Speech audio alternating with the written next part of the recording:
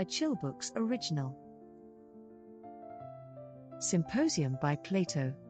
Complete audiobook with relaxing music and visuals to help you stay engaged.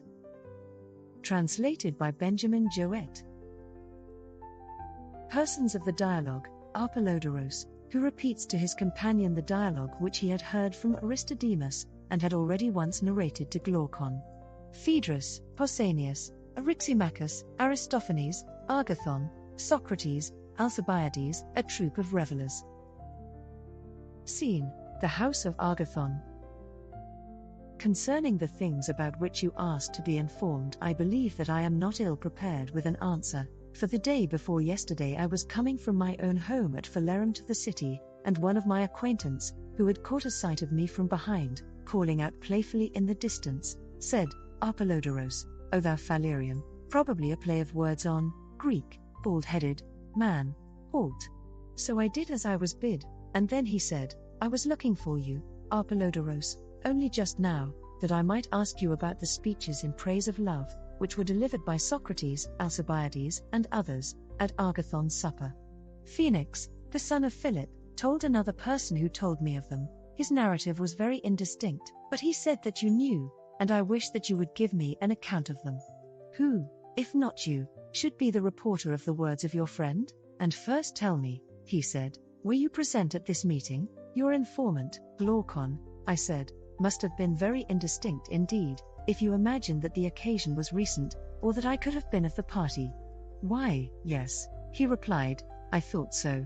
Impossible, I said. Are you ignorant that for many years Agathon has not resided at Athens, and not 3 have elapsed since I became acquainted with Socrates, and have made it my daily business to know all that he says and does? There was a time when I was running about the world, fancying myself to be well employed, but I was really a most wretched being, no better than you are now. I thought that I ought to do anything rather than be a philosopher. Well, he said, jesting apart, tell me when the meeting occurred. In our boyhood, I replied, when Agathon won the prize with his first tragedy, on the day after that on which he and his chorus offered the sacrifice of victory. Then it must have been a long while ago, he said. And who told you? Did Socrates? No indeed, I replied, but the same person who told Phoenix, he was a little fellow, who never wore any shoes, Aristodemus, of the Deme of Cydathenium. He had been at Agathon's feast, and I think that in those days there was no one who was a more devoted admirer of Socrates. Moreover, I have asked Socrates about the truth of some parts of his narrative, and he confirmed them. Then, said Glaucon, let us have the tale over again. Is not the road to Athens just made for conversation? And so we walked, and talked of the discourses on love, and therefore, as I said at first, I am not ill prepared to comply with your request, and will have another rehearsal of them if you like.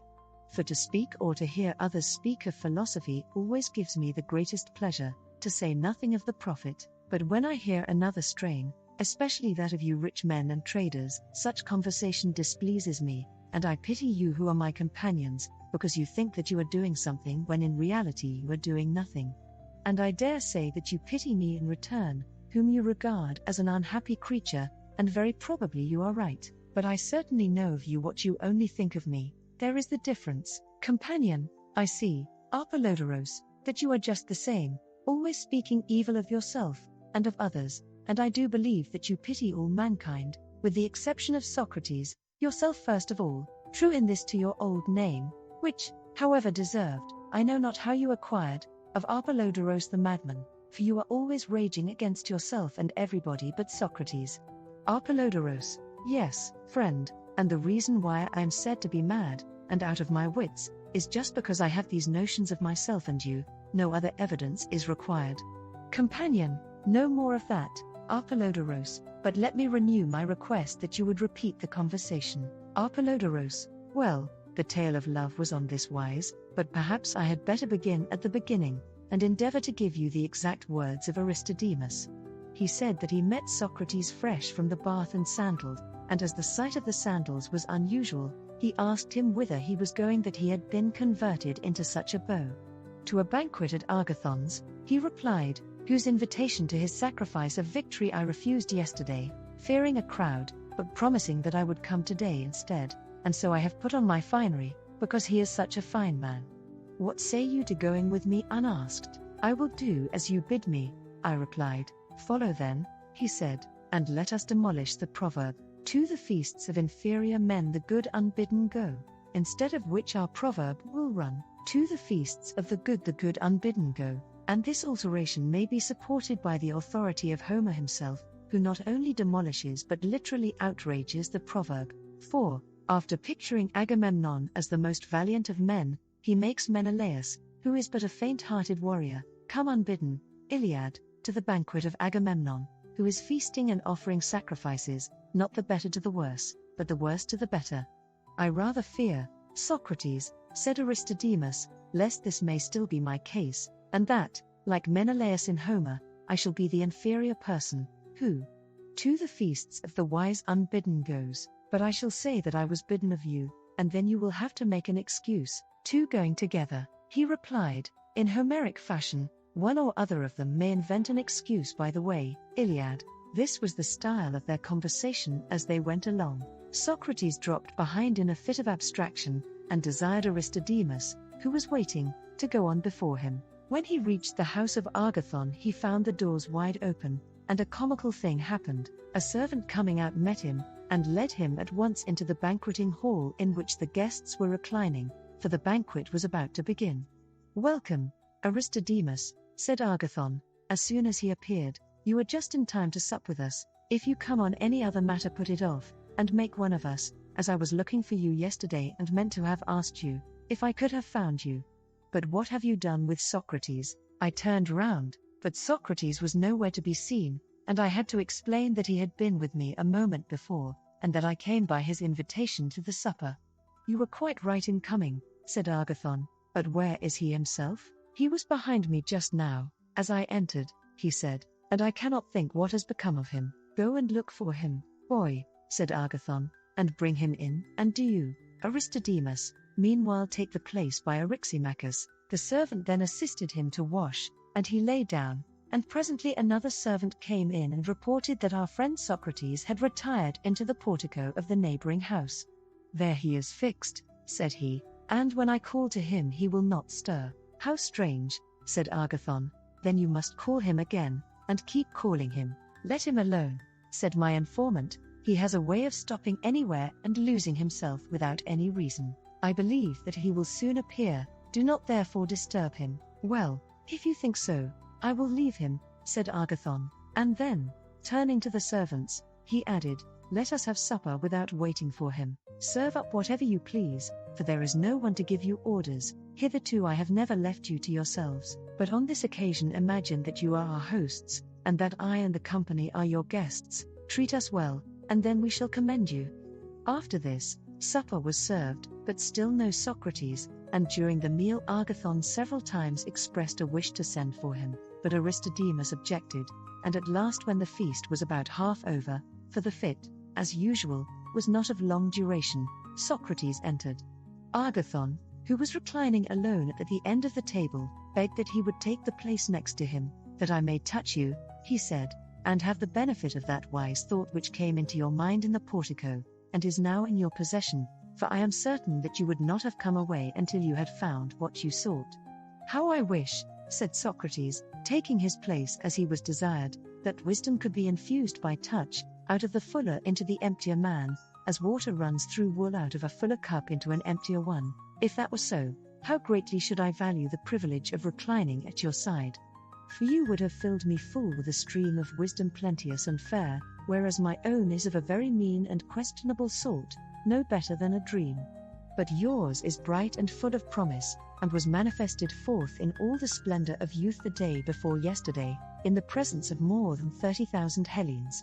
You are mocking, Socrates, said Agathon, and ere long you and I will have to determine who bears off the palm of wisdom. Of this Dionysus shall be the judge, but at present you are better occupied with supper. Socrates took his place on the couch, and supped with the rest, and then libations were offered, and after a hymn had been sung to the god, and there had been the usual ceremonies, they were about to commence drinking, when Pausanias said, and now, my friends, how can we drink with least injury to ourselves? I can assure you that I feel severely the effect of yesterday's potations, and must have time to recover, and I suspect that most of you are in the same predicament, for you were of the party yesterday. Consider then, how can the drinking be made easiest? I entirely agree, said Aristophanes, that we should, by all means, avoid hard drinking, for I was myself one of those who were yesterday drowned in drink. I think that you are right, said Eryximachus, the son of Acumenus, but I should still like to hear one other person speak. Is Agathon able to drink hard? I am not equal to it, said Agathon. Then, said Eryximachus, the weak heads like myself, Aristodemus, Phaedrus, and others who never can drink, are fortunate in finding that the stronger ones are not in a drinking mood. I do not include Socrates, who is able either to drink or to abstain, and will not mind, whichever we do. Well, as of none of the company seem disposed to drink much, I may be forgiven for saying, as a physician, that drinking deep is a bad practice, which I never follow, if I can help, and certainly do not recommend to another, least of all to anyone who still feels the effects of yesterday's carouse. I always do what you advise, and especially what you prescribe as a physician, rejoined Phaedrus the Meranusian, and the rest of the company, if they are wise, will do the same. It was agreed that drinking was not to be the order of the day, but that they were all to drink only so much as they pleased. Then, said Eryximachus, as you are all agreed that drinking is to be voluntary, and that there is to be no compulsion, I move, in the next place, that the flute girl, who has just made her appearance, be told to go away and play to herself, or, if she likes, to the women who are within. Compare Prot.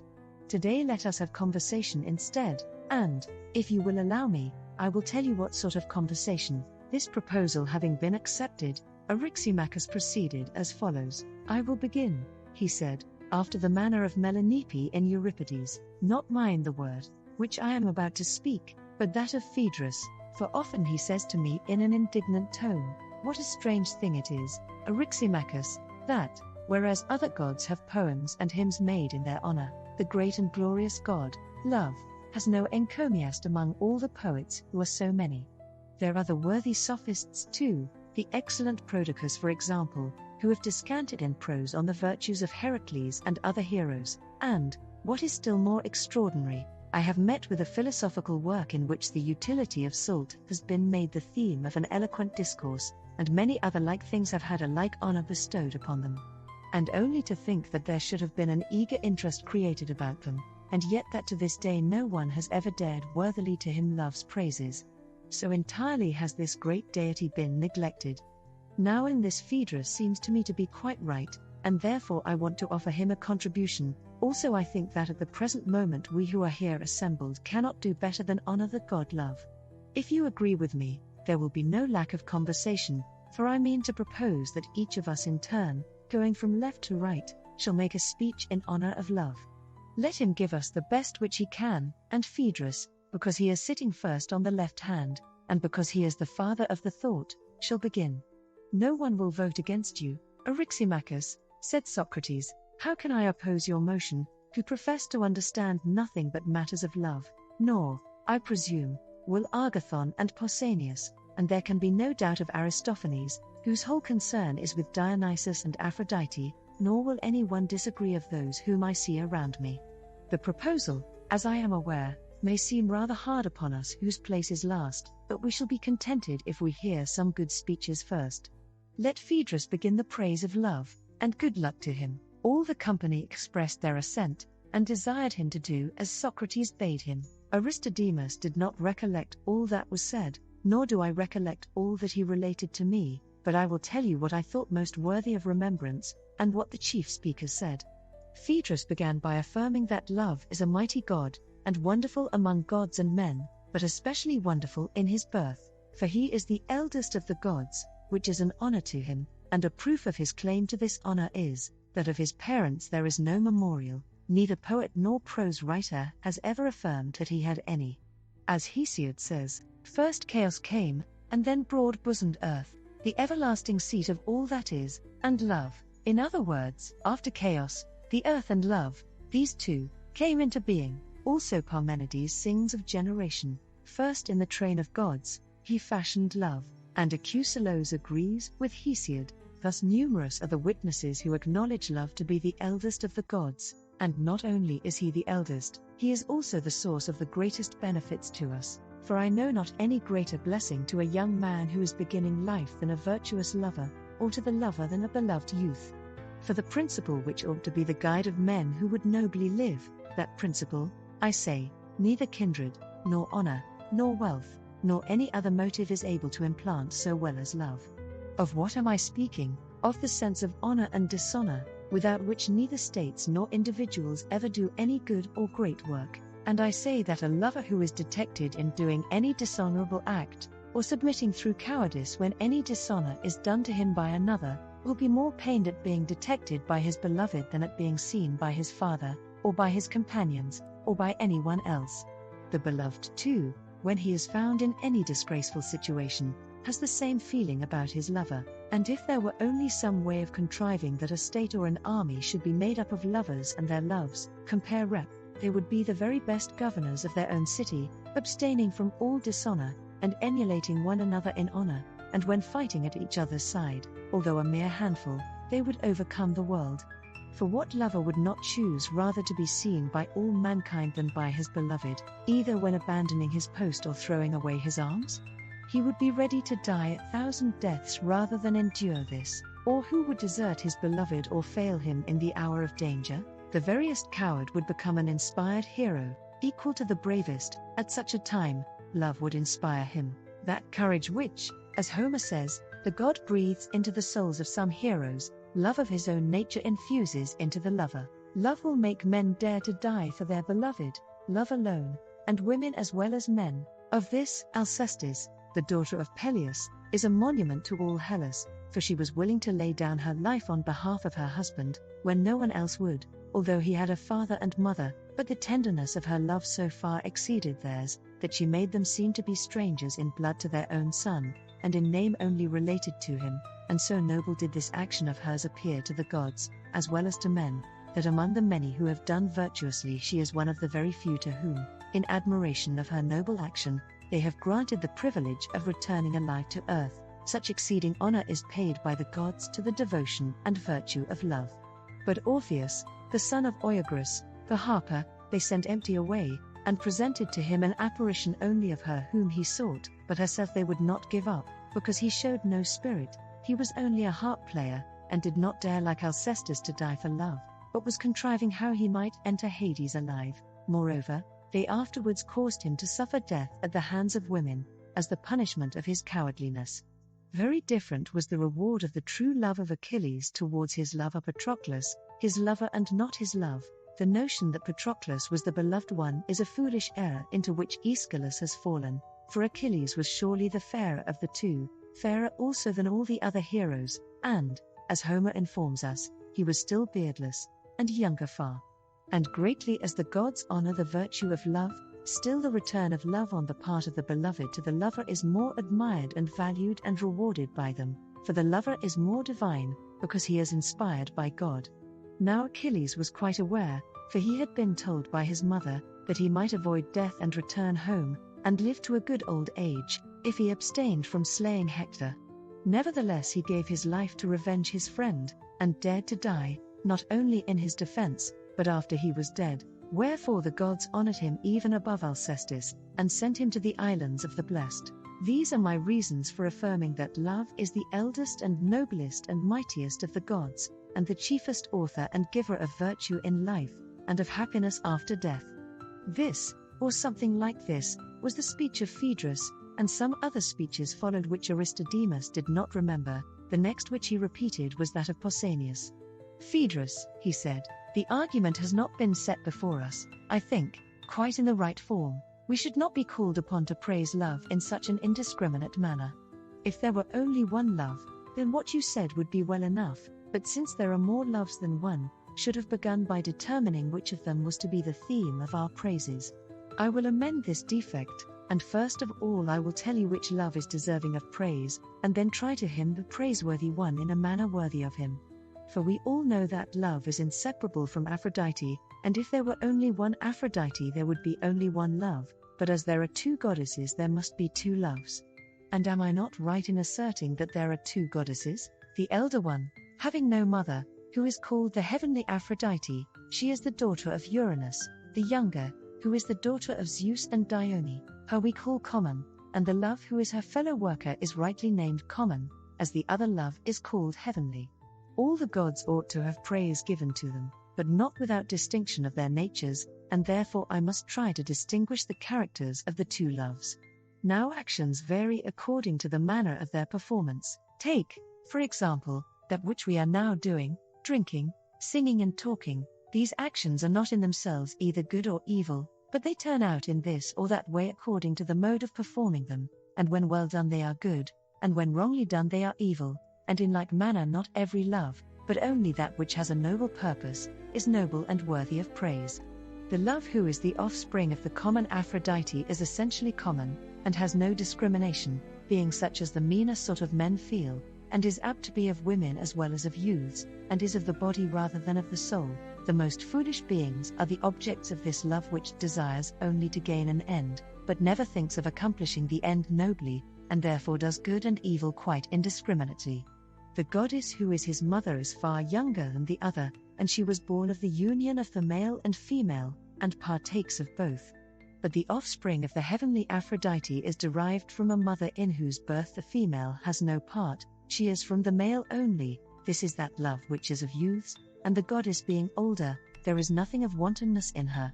Those who are inspired by this love turn to the male, and delight in him who is the more valiant and intelligent nature. Anyone may recognize the pure enthusiasts in the very character of their attachments. For they love not boys, but intelligent beings whose reason is beginning to be developed, much about the time at which their beards begin to grow. And in choosing young men to be their companions, they mean to be faithful to them, and pass their whole life in company with them, not to take them in their inexperience, and deceive them, and play the fool with them, or run away from one to another of them. But the love of young boys should be forbidden by law, because their future is uncertain. They may turn out good or bad, either in body or soul, and much noble enthusiasm may be thrown away upon them. In this matter the good are a law to themselves, and the coarser sort of lovers ought to be restrained by force, as we restrain or attempt to restrain them from fixing their affections on women of free birth. These are the persons who bring a reproach on love, and some have been led to deny the lawfulness of such attachments because they see the impropriety and evil of them, for surely nothing that is decorously and lawfully done can justly be censured. Now here and in Lacedaemon the rules about love are perplexing, but in most cities they are simple and easily intelligible. In Elis and Boeotia, and in countries having no gifts of eloquence, they are very straightforward. The law is simply in favor of these connections, and no one, whether young or old, has anything to say to their discredit, the reason being, as I suppose, that they are men of few words in those parts, and therefore the lovers do not like the trouble of pleading their suit.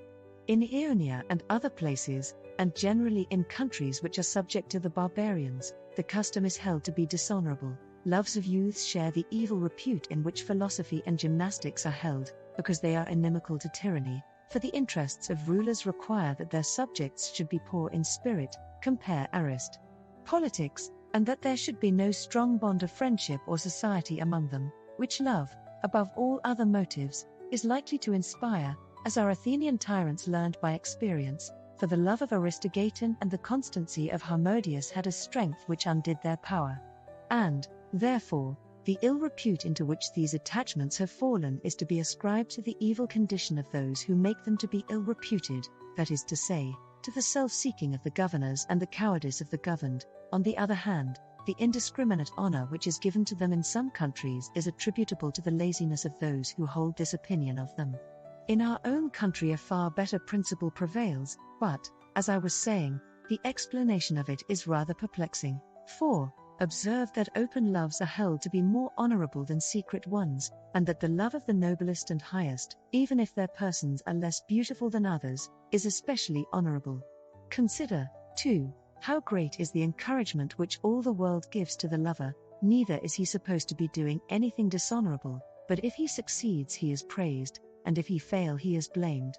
And in the pursuit of his love the custom of mankind allows him to do many strange things, which philosophy would bitterly censure if they were done from any motive of interest, or wish for office or power. He may pray, and entreat, and supplicate, and swear, and lie on a mat at the door, and endure a slavery worse than that of any slave. In any other case friends and enemies would be equally ready to prevent him, but now there is no friend who will be ashamed of him and admonish him, and no enemy will charge him with meanness or flattery. The actions of a lover have a grace which ennobles them, and custom has decided that they are highly commendable and that there is no loss of character in them, and, what is strangest of all, he only may swear and forswear himself, so men say, and the gods will forgive his transgression, for there is no such thing as a lover's oath. Such is the entire liberty which gods and men have allowed the lover, according to the custom which prevails in our part of the world. From this point of view a man fairly argues that in Athens to love and to be loved is held to be a very honorable thing, but when parents forbid their sons to talk with their lovers, and place them under a tutor's care, who is appointed to see to these things, and their companions and equals cast in their teeth anything of the sort which they may observe, and their elders refuse to silence the reprovers and do not rebuke them, anyone who reflects on all this will, on the contrary, think that we hold these practices to be most disgraceful. But, as I was saying at first, the truth as I imagine is, that whether such practices are honorable or whether they are dishonorable is not a simple question. They are honorable to him who follows them honorably, dishonorable to him who follows them dishonorably. There is dishonor in yielding to the evil, or in an evil manner, but there is honor in yielding to the good, or in an honorable manner. Evil is the vulgar lover who loves the body rather than the soul, inasmuch as he is not even stable, because he loves a thing which is in itself unstable, and therefore when the bloom of youth which he was desiring is over, he takes wing and flies away, in spite of all his words and promises, whereas the love of the noble disposition is lifelong, for it becomes one with the everlasting. The custom of our country would have both of them proven well and truly, and would have us yield to the one sort of lover and avoid the other, and therefore encourages some to pursue, and others to fly, testing both the lover and beloved in contests and trials, until they show to which of the two classes they respectively belong. And this is the reason why, in the first place, a hasty attachment is held to be dishonorable, because time is the true test of this as of most other things, and secondly, there is a dishonor in being overcome by the love of money, or of wealth, or of political power, whether a man is frightened into surrender by the loss of them, or, having experienced the benefits of money and political corruption, is unable to rise above the seductions of them. For none of these things are of a permanent or lasting nature, not to mention that no generous friendship ever sprang from them. There remains, then, only one way of honorable attachment which custom allows in the beloved, and this is the way of virtue, for as we admitted that any service which the lover does to him is not to be accounted flattery or a dishonor to himself, so the beloved has one way only of voluntary service which is not dishonorable, and this is virtuous service. For we have a custom, and according to our custom one who does service to another under the idea that he will be improved by him either in wisdom, or in some other particular of virtue, such a voluntary service, I say, is not to be regarded as a dishonor, and is not open to the charge of flattery. And these two customs, one the love of youth, and the other the practice of philosophy and virtue in general, ought to meet in one, and then the beloved may honorably indulge the lover.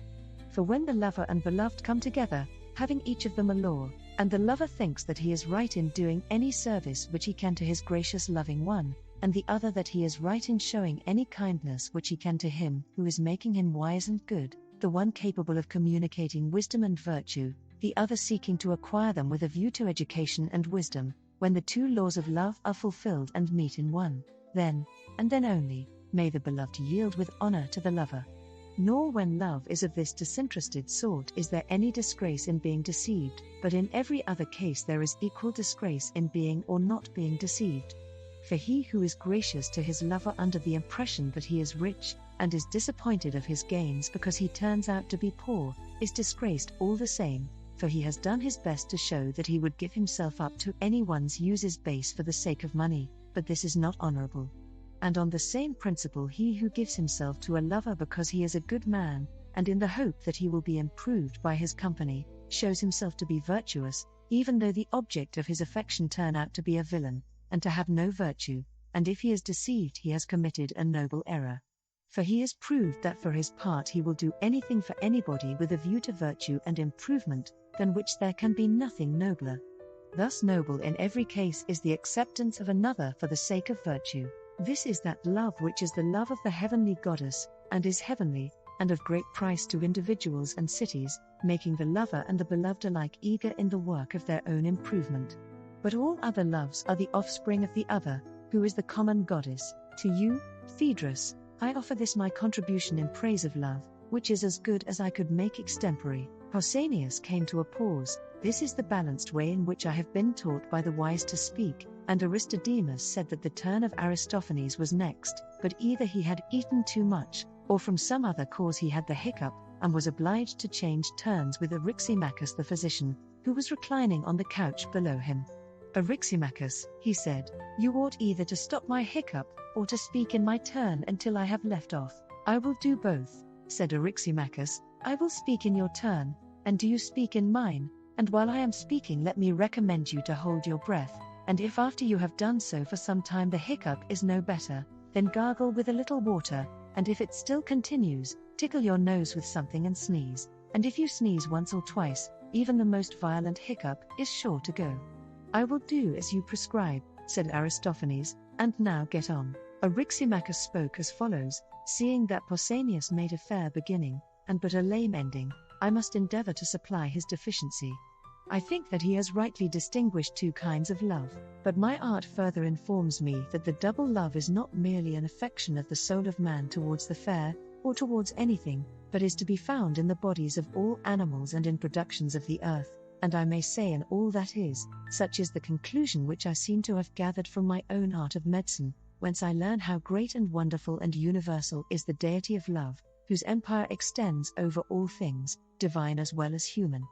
And from medicine I will begin that I may do honor to my art. There are in the human body these two kinds of love, which are confessedly different and unlike, and being unlike, they have loves and desires which are unlike, and the desire of the healthy is one, and the desire of the diseased is another, and as Pausanias was just now saying that to indulge good men is honorable, and bad men dishonorable, so too in the body the good and healthy elements are to be indulged, and the bad elements and the elements of disease are not to be indulged, but discouraged.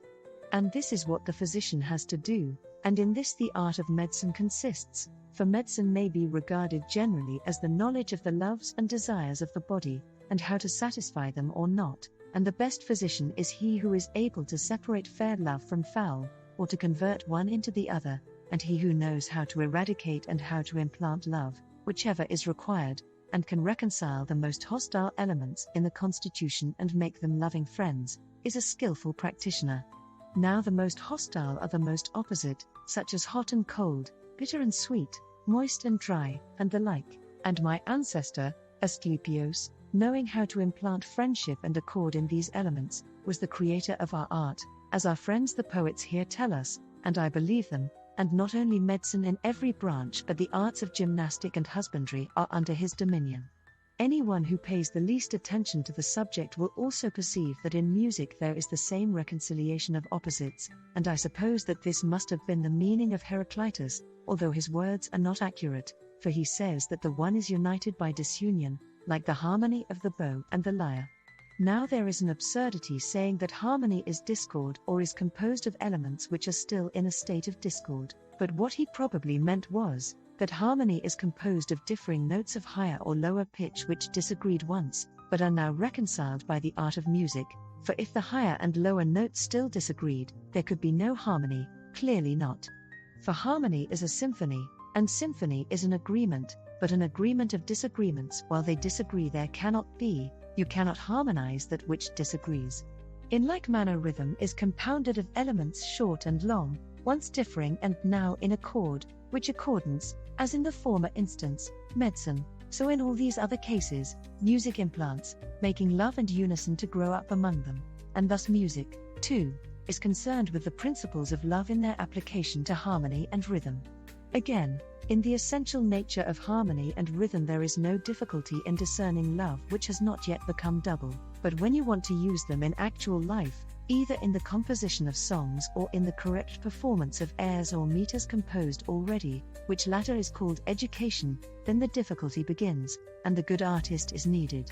Then the old tale has to be repeated of fair and heavenly love, the love of Urania the fair and heavenly muse, and of the duty of accepting the temperate, and those who are as yet intemperate only that they may become temperate, and of preserving their love, and again, of the vulgar polyhymnia, who must be used with circumspection that the pleasure be enjoyed, but may not generate licentiousness, just as in my own art it is a great matter so to regulate the desires of the epicure that he may gratify his tastes without the attendant evil of disease. Whence I infer that in music, in medicine, in all other things human as well as divine, both loves ought to be noted as far as may be, for they are both present. The course of the seasons is also full of both these principles, and when, as I was saying, the elements of hot and cold, moist and dry, attain the harmonious love of one another and blend in temperance and harmony, they bring to men, animals, and plants health and plenty, and do them no harm, whereas the wanton love, getting the upper hand and affecting the seasons of the year, is very destructive and injurious, being the source of pestilence, and bringing many other kinds of diseases on animals and plants, for hoar frost and hail and blight spring from the excesses and disorders of these elements of love, which to know in relation to the revolutions of the heavenly bodies and the seasons of the year is termed astronomy. Furthermore, all sacrifices and the whole province of divination, which is the art of communion between gods and men, these, I say, are concerned only with the preservation of the good and the cure of the evil love.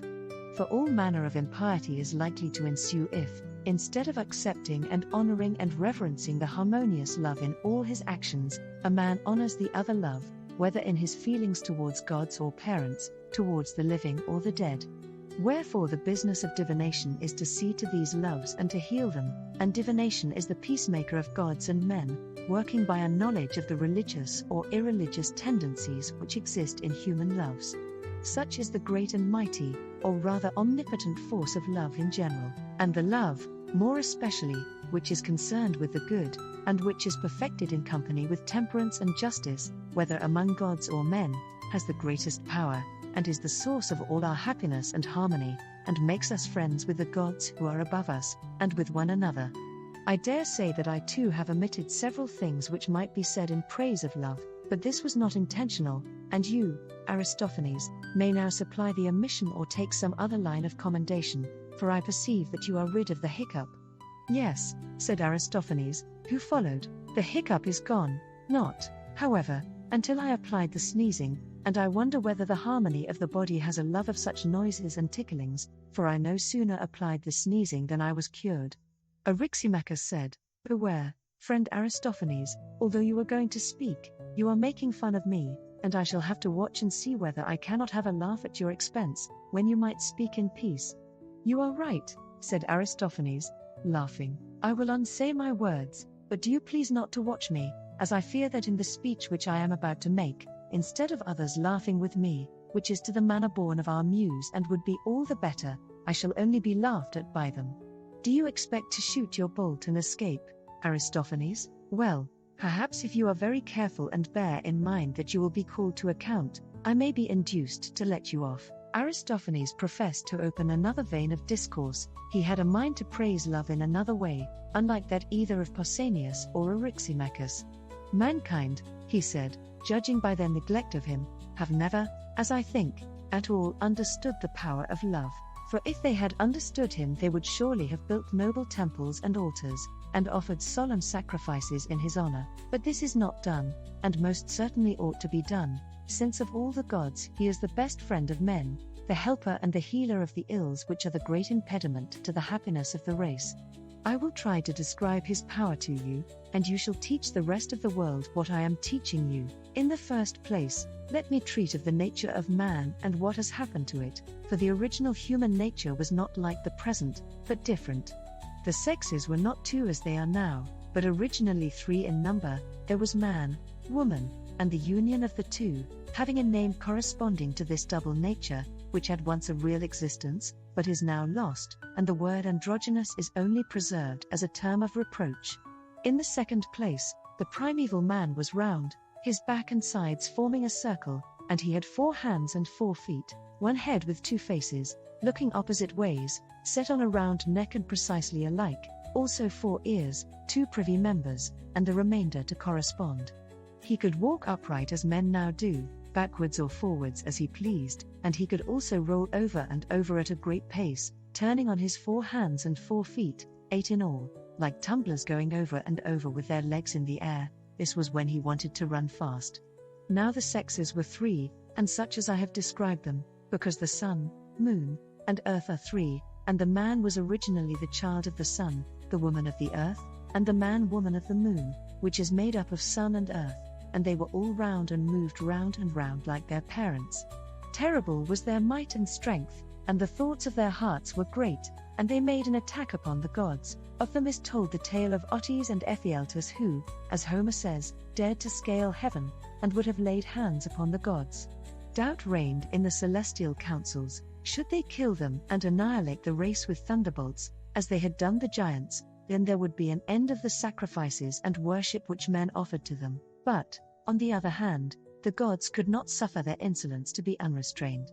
At last, after a good deal of reflection, Zeus discovered a way. He said, "Methinks I have a plan which will humble their pride and improve their manners. Men shall continue to exist, but I will cut them in 2, and then they will be diminished in strength and increased in numbers. This will have the advantage of making them more profitable to us.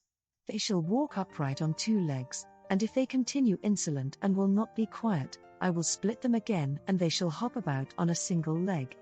He spoke and cut men in 2, like a sorb apple which is halved for pickling, or as you might divide an egg with a hair, and as he cut them one after another, he bade Apollo give the face and the half of the neck a turn in order that the man might contemplate the section of himself.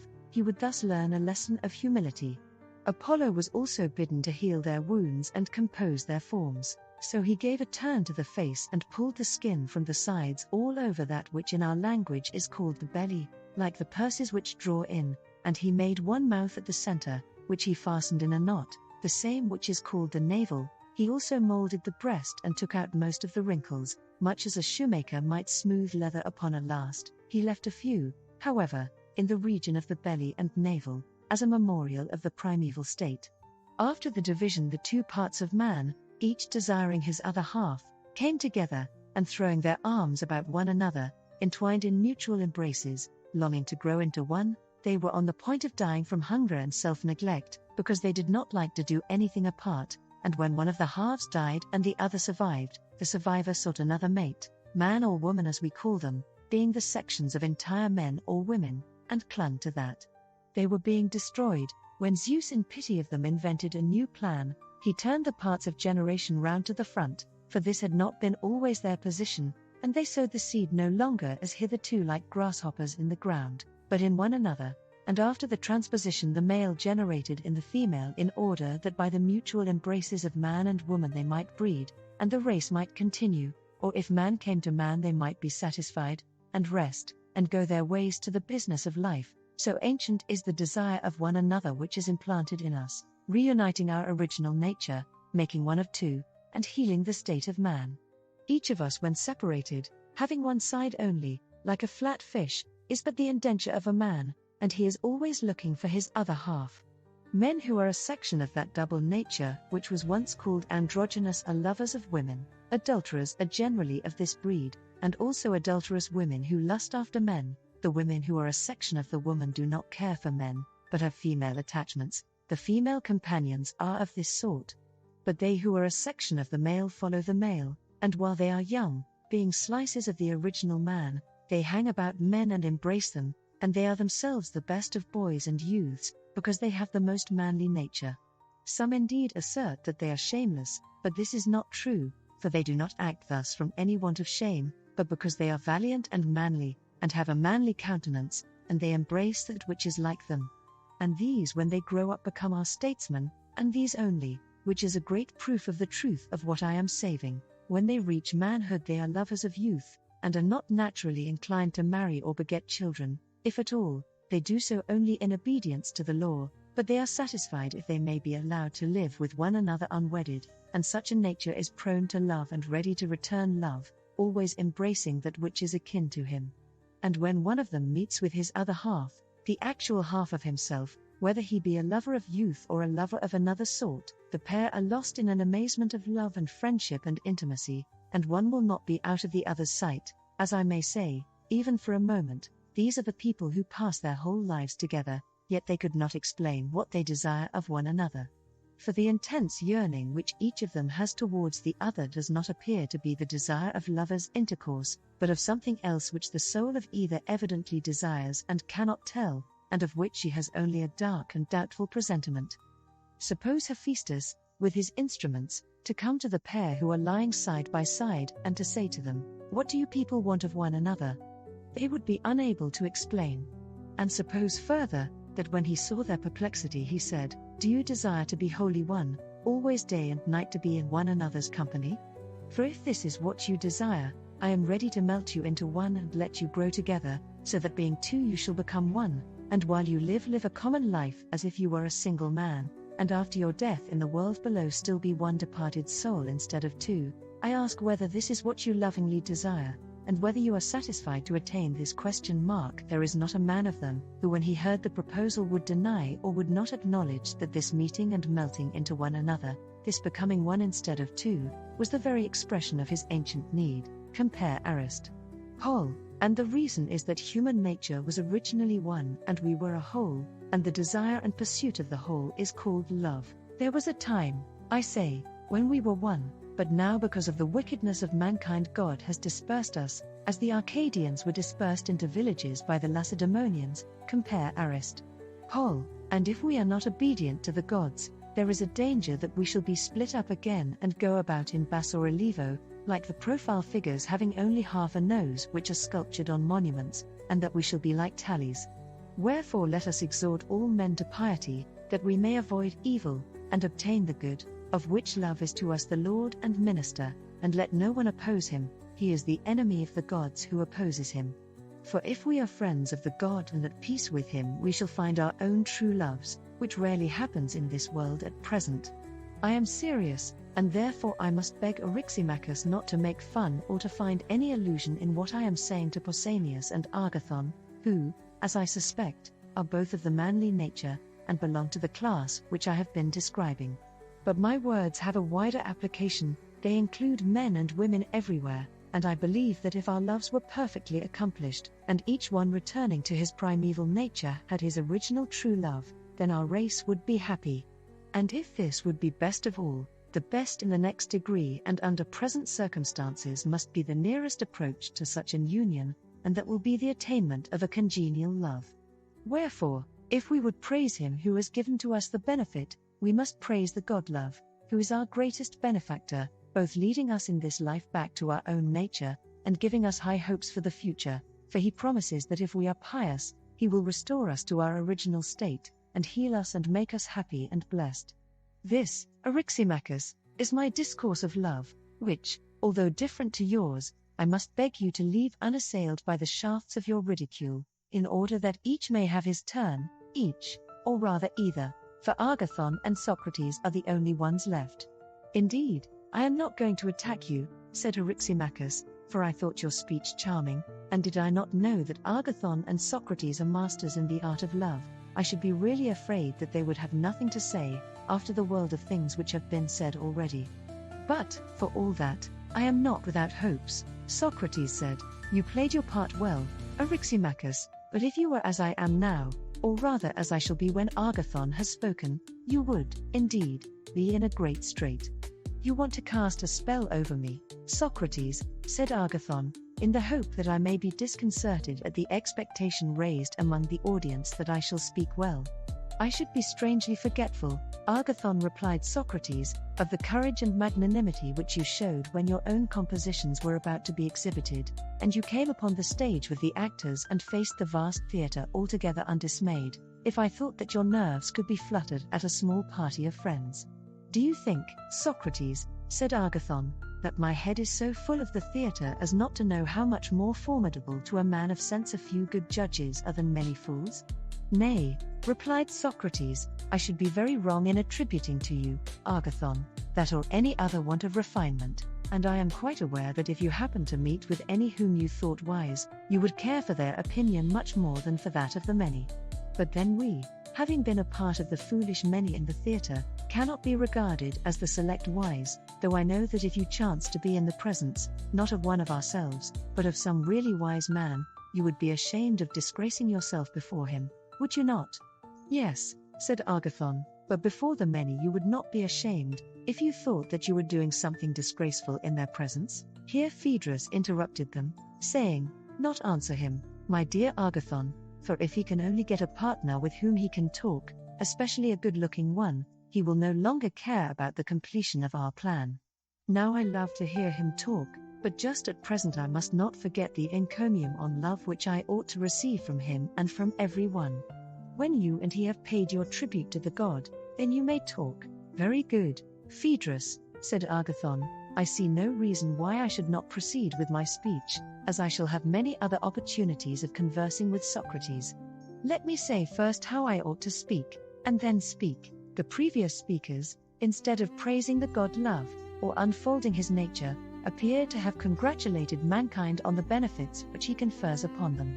But I would rather praise the god first, and then speak of his gifts. This is always the right way of praising everything. May I say without impiety or offense, that of all the blessed gods he is the most blessed because he is the fairest and best, and he is the fairest, for, in the first place, he is the youngest, and of his youth he is himself the witness, fleeing out of the way of age, who is swift enough, swifter truly than most of us like. Love hates him and will not come near him, but youth and love live and move together, like to like, as the proverb says.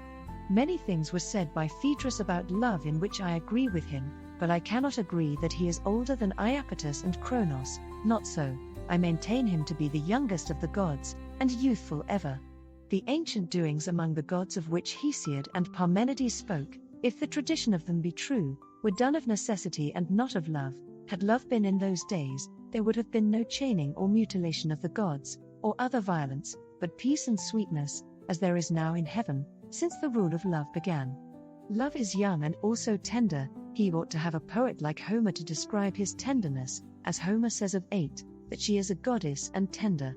Her feet are tender, for she sets her steps, not on the ground but on the heads of men. Herein is an excellent proof of her tenderness, that she walks not upon the hard but upon the soft. Let us adduce a similar proof of the tenderness of love, for he walks not upon the earth, nor yet upon the skulls of men, which are not so very soft, but in the hearts and souls of both gods and men, which are of all things the softest, in them he walks and dwells and makes his home.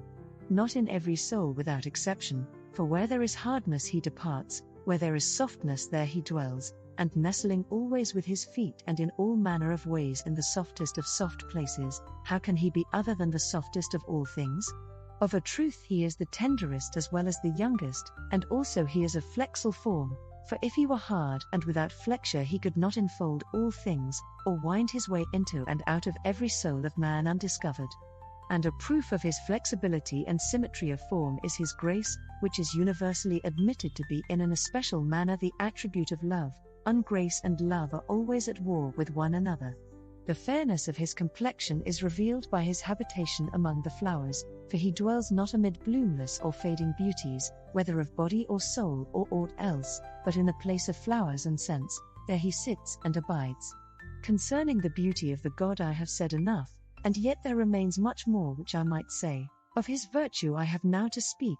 His greatest glory is that he can neither do nor suffer wrong to or from any god or any man, for he suffers not by force. If he suffers, force comes not near him, neither when he acts does he act by force. For all men in all things serve him of their own free will, and where there is voluntary agreement, there, as the laws which are the lords of the city say, is justice. And not only is he just but exceedingly temperate, for temperance is the acknowledged ruler of the pleasures and desires, and no pleasure ever masters love. He is their master and they are his servants, and if he conquers them he must be temperate indeed. As to courage, even the god of war is no match for him. He is the captive and love is the lord, for love, the love of Aphrodite, masters him, as the tale runs, and the master is stronger than the servant.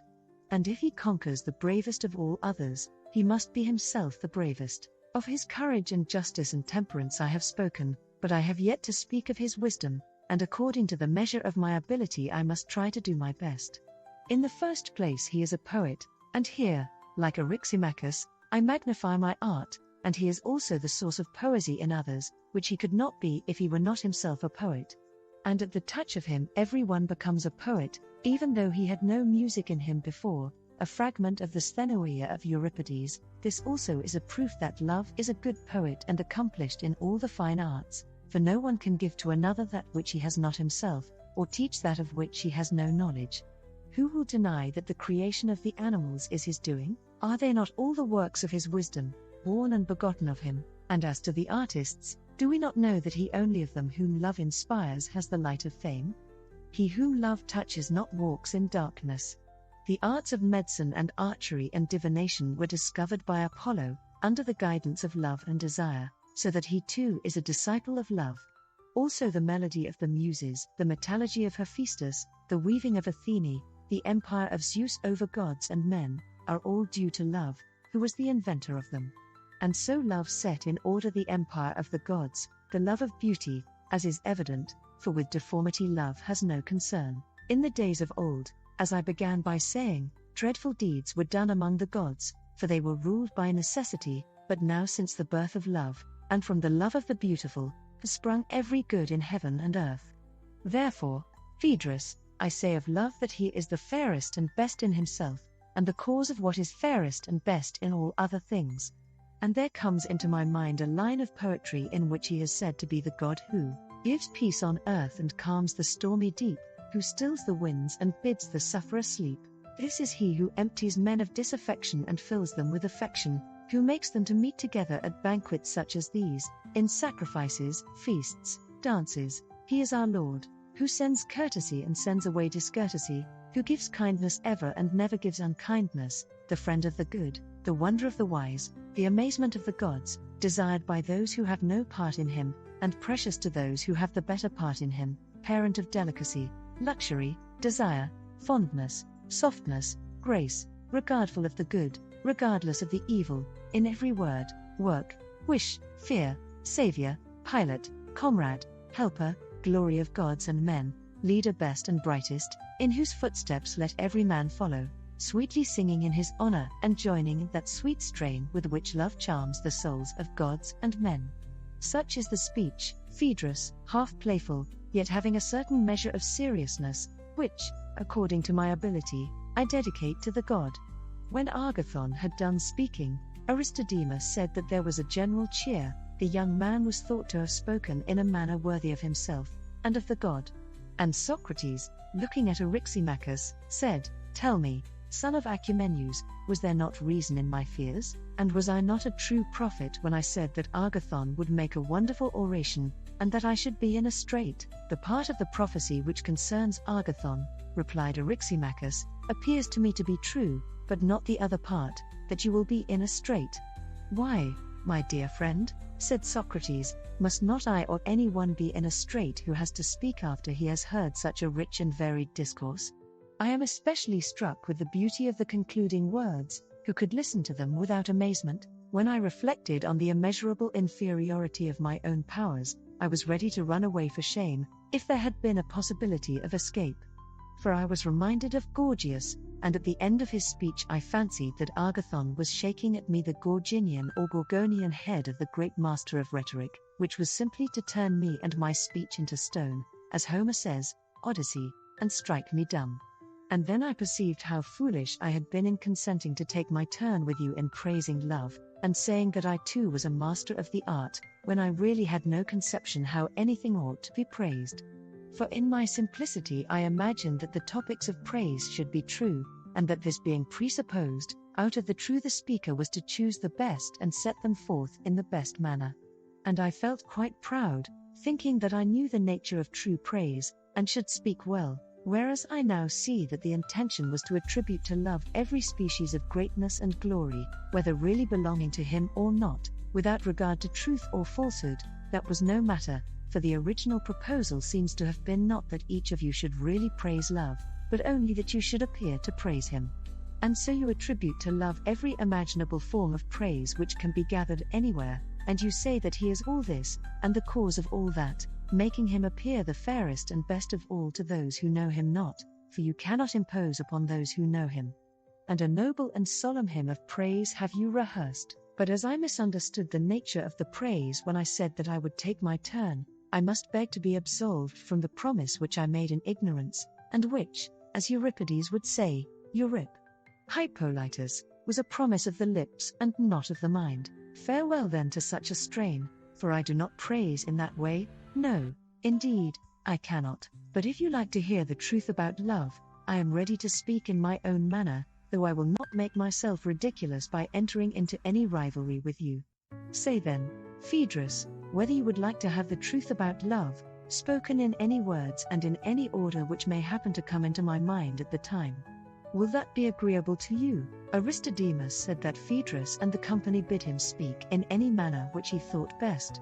Then, he added, let me have your permission first to ask Agathon a few more questions, in order that I may take his admissions as the premises of my discourse. I grant the permission, said Phaedrus, put your questions. Socrates then proceeded as follows. In the magnificent oration which you have just uttered, I think that you were right, my dear Agathon, in proposing to speak of the nature of love first and afterwards of his works. That is a way of beginning which I very much approve. And as you have spoken so eloquently of his nature, may I ask you further, whether love is the love of something or of nothing? And here I must explain myself. I do not want you to say that love is the love of a father or the love of a mother, that would be ridiculous, but to answer as you would, if I asked, is a father of something?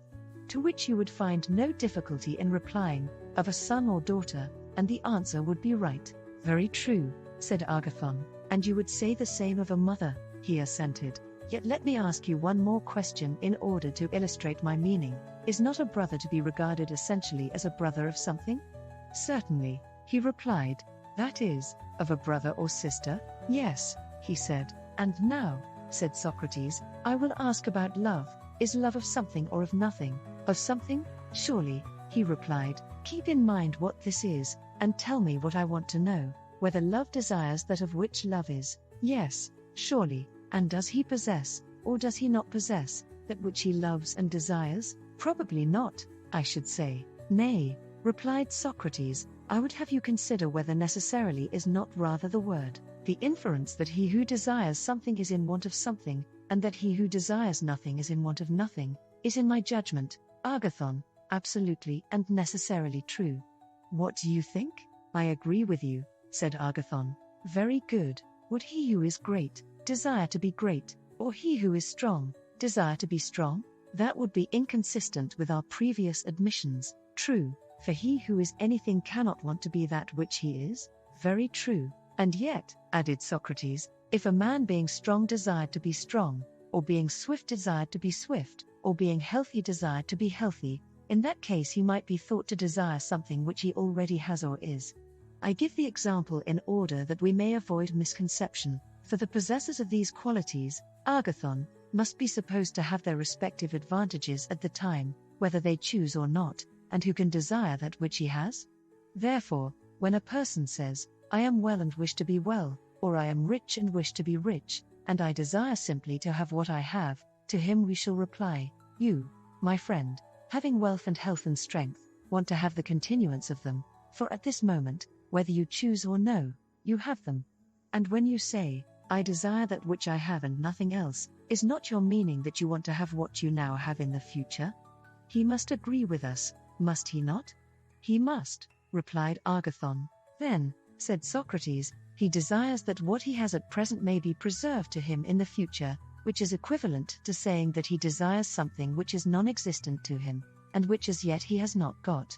Very true, he said. Then he and everyone who desires that which he has not already, and which is future and not present, and which he has not, and is not, and of which he is in want. These are the sort of things which love and desire seek. Very true, he said. Then now, said Socrates, let us recapitulate the argument. First, is not love of something, and of something too which is wanting to a man? Yes, he replied. Remember further what you said in your speech, or if you do not remember I will remind you. You said that the love of the beautiful set in order the empire of the gods, for that of deformed things there is no love. Did you not say something of that kind? Yes, said Agathon. Yes, my friend, and the remark was a just one. And if this is true, love is the love of beauty and not of deformity, he assented. And the admission has been already made that love is of something which a man wants and has not. True, he said. Then love wants and has not beauty. Certainly, he replied. And would you call that beautiful which wants and does not possess beauty? Certainly not. Then would you still say that love is beautiful? Agathon replied, I fear that I did not understand what I was saying. You made a very good speech, Agathon, replied Socrates, but there is yet one small question which I would fain ask. Is not the good also the beautiful? Yes, then in wanting the beautiful, love wants also the good? I cannot refute you, Socrates, said Agathon. Let us assume that what you say is true. Say rather, beloved Agathon, that you cannot refute the truth, for Socrates is easily refuted. And now, taking my leave of you, I would rehearse a tale of love which I heard from Diotima of Mantinea. Compare one Alcibiades, a woman wise in this and in many other kinds of knowledge, who in the days of old, when the Athenians offered sacrifice before the coming of the plague, delayed the disease 10 years. She was my instructress in the art of love, and I shall repeat to you what she said to me, beginning with the admissions made by Agathon, which are nearly if not quite the same which I made to the wise woman when she questioned me. I think that this will be the easiest way, and I shall take both parts myself as well as I can. Compare Gorgias. As you, Agathon, suggested, supra, I must speak first of the being and nature of love, and then of his works. First I said to her in nearly the same words which he used to me, that love was a mighty god, and likewise fair, and she proved to me as I proved to him that, by my own showing, love was neither fair nor good. What do you mean, Diotima? I said, is love then evil and foul? Hush, she cried, must that be foul which is not fair? Certainly, I said. And is that which is not wise, ignorant? Do you not see that there is a mean between wisdom and ignorance? And what may that be? I said, right opinion, she replied, which, as you know, being incapable of giving a reason, is not knowledge, for how can knowledge be devoid of reason? Nor again, ignorance, for neither can ignorance attain the truth, but is clearly something which is a mean between ignorance and wisdom. Quite true, I replied. Do not then insist, she said, that what is not fair is of necessity foul, or what is not good evil, or infer that because love is not fair and good he is therefore foul and evil, for he is in a mean between them. Well, I said, love is surely admitted by all to be a great god. By those who know or by those who do not know? By all. And how, Socrates, she said with a smile, can love be acknowledged to be a great god by those who say that he is not a god at all? And who are they? I said, you and I are two of them, she replied. How can that be? I said, it is quite intelligible, she replied, for you yourself would acknowledge that the gods are happy and fair. Of course you would. Would you dare to say that any god was not? Certainly not, I replied. And you mean by the happy, those who are the possessors of things good or fair? Yes. And you admitted that love, because he was in want, desires those good and fair things of which he is in want? Yes, I did. But how can he be a god who has no portion in what is either good or fair? Impossible. Then you see that you also deny the divinity of love. What then is love? I asked. Is he mortal? No. What then? As in the former instance, he is neither mortal nor immortal, but in a mean between the two. What is he, Diotima? He is a great spirit, daimon, and like all spirits he is intermediate between the divine and the mortal. And what, I said, is his power? He interprets, she replied, between gods and men, conveying and taking across to the gods the prayers and sacrifices of men, and to men the commands and replies of the gods. He is the mediator who spans the chasm which divides them, and therefore in him all is bound together, and through him the arts of the prophet and the priest, their sacrifices and mysteries and charms, and all prophecy and incantation, find their way. For God mingles not with man, but through love all the intercourse and converse of God with man, whether awake or asleep, is carried on. The wisdom which understands this is spiritual. All other wisdom, such as that of arts and handicrafts, is mean and vulgar. Now these spirits or intermediate powers are many and diverse, and one of them is love. And who, I said, was his father, and who his mother? The tale, she said, will take time, nevertheless I will tell you. On the birthday of Aphrodite there was a feast of the gods, at which the god Porus or Plenty, who is the son of Metis or Discretion, was one of the guests. When the feast was over, Penia or poverty, as the manner is on such occasions, came about the doors to beg. Now Plenty, who was the worse for nectar, there was no wine in those days, went into the garden of Zeus and fell into a heavy sleep, and Poverty, considering her own straitened circumstances, plotted to have a child by him, and accordingly she lay down at his side and conceived Love, who partly because he is naturally a lover of the beautiful, and because Aphrodite is herself beautiful, and also because he was born on her birthday, is her follower and attendant. And as his parentage is, so also are his fortunes. In the first place he is always poor, and anything but tender and fair, as the many imagine him, and he is rough and squalid, and has no shoes, nor a house to dwell in. On the bare earth exposed he lies under the open heaven, in the streets, or at the doors of houses, taking his rest, and like his mother he is always in distress. Like his father too, whom he also partly resembles, he is always plotting against the fair and good. He is bold, enterprising, strong, a mighty hunter, always weaving some intrigue or other, keen in the pursuit of wisdom, fertile in resources, a philosopher at all times, terrible as an enchanter, sorcerer, sophist.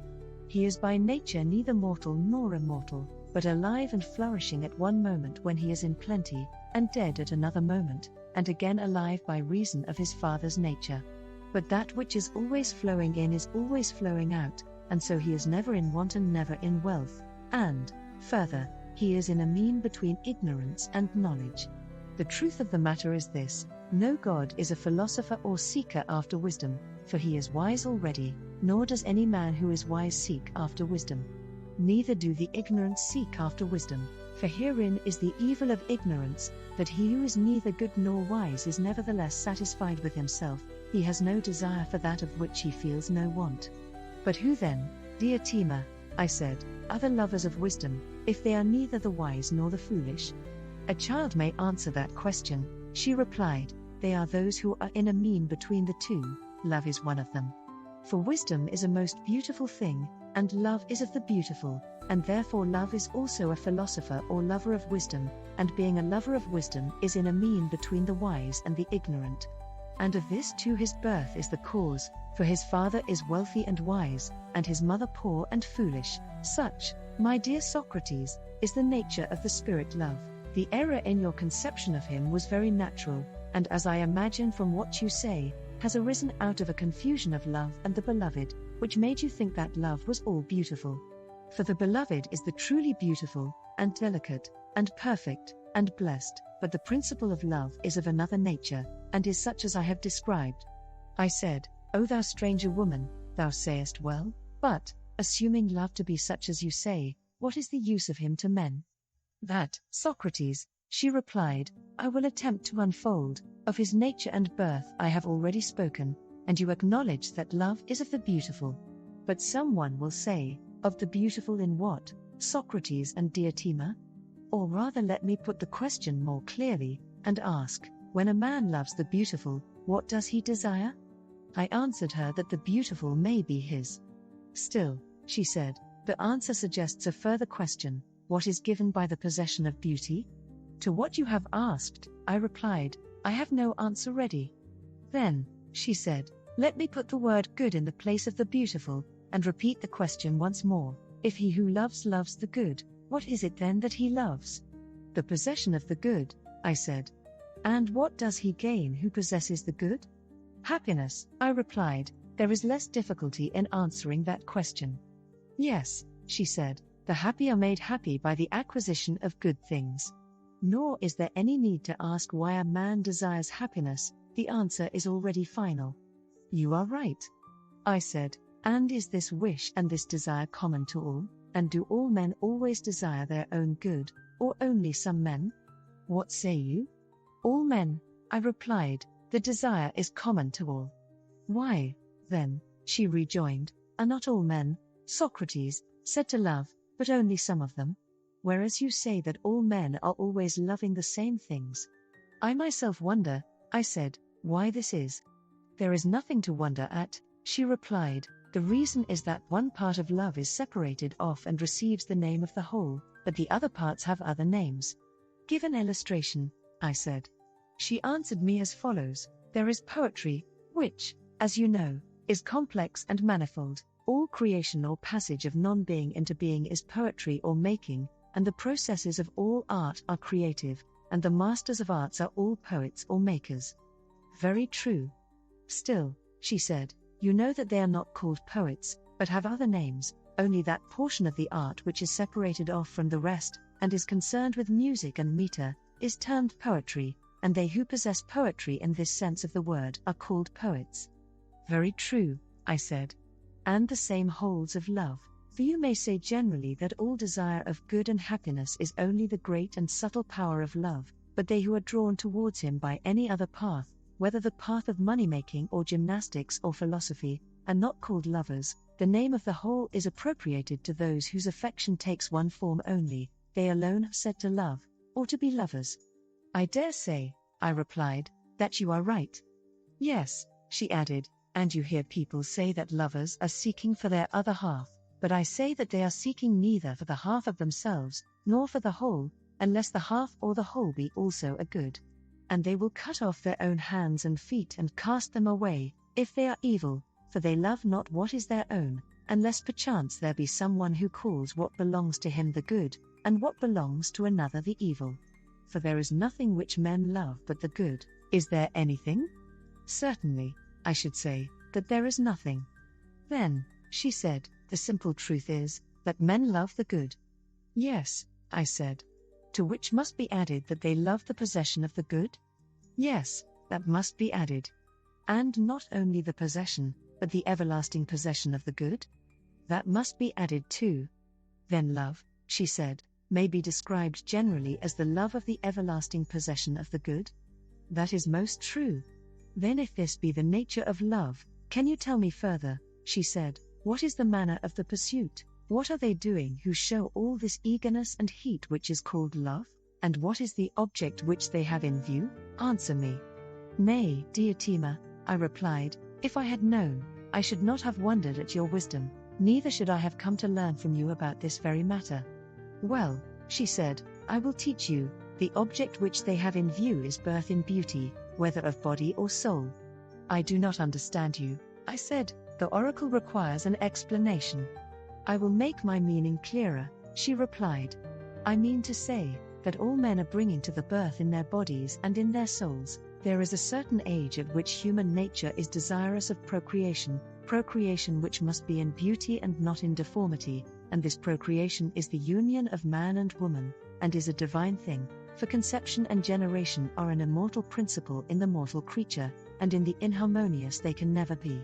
But the deformed is always inharmonious with the divine, and the beautiful harmonious. Beauty, then, is the destiny or goddess of parturition who presides at birth, and therefore, when approaching beauty, the conceiving power is propitious, and diffusive, and benign, and begets and bears fruit. At the sight of ugliness she frowns and contracts and has a sense of pain, and turns away, and shrivels up, and not without a pang refrains from conception.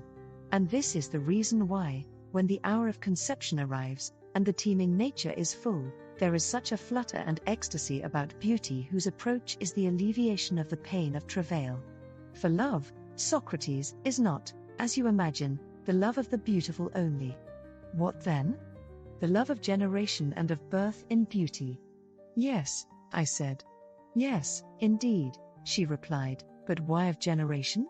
Because to the mortal creature, generation is a sort of eternity and immortality, she replied, and if, as has been already admitted, love is of the everlasting possession of the good, all men will necessarily desire immortality together with good, wherefore love is of immortality.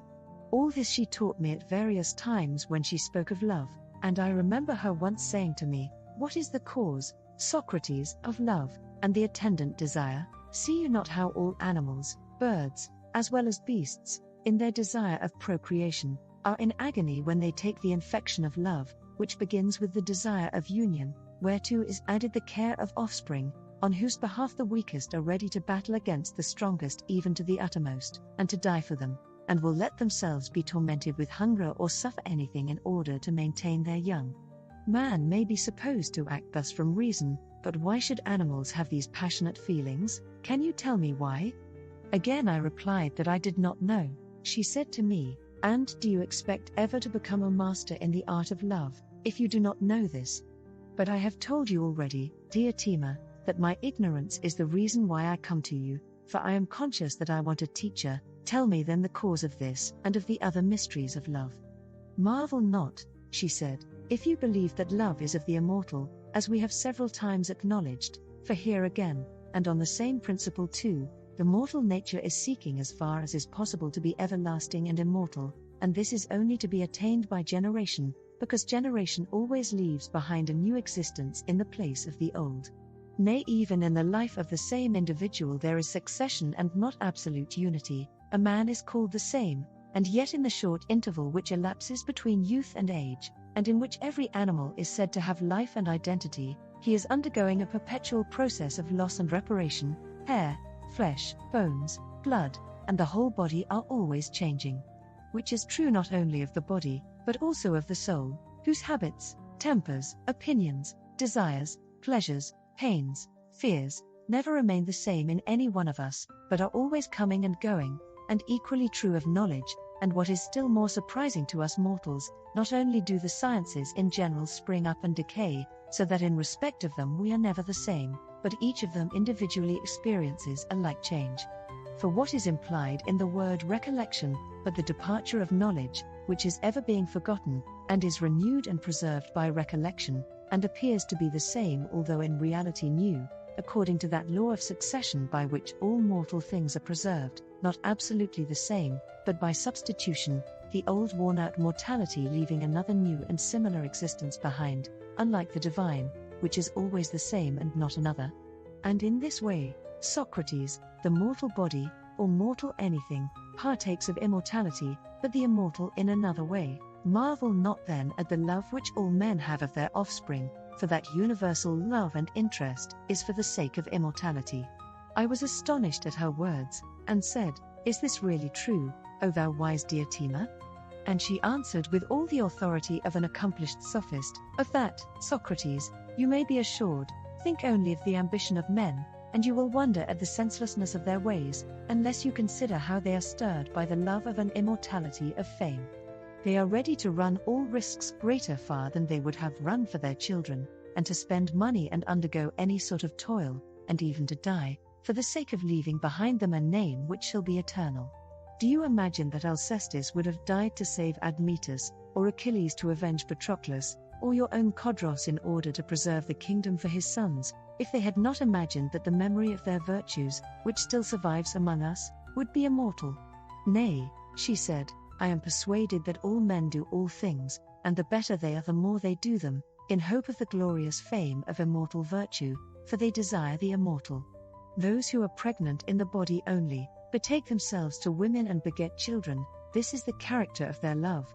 Their offspring, as they hope, will preserve their memory and giving them the blessedness and immortality which they desire in the future. But souls which are pregnant, for there certainly are men who are more creative in their souls than in their bodies, conceive that which is proper for the soul to conceive or contain. And what are these conceptions?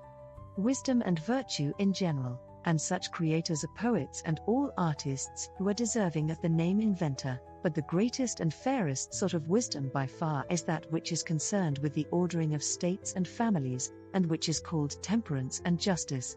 And he who in youth has the seed of these implanted in him and is himself inspired, when he comes to maturity desires to beget and generate.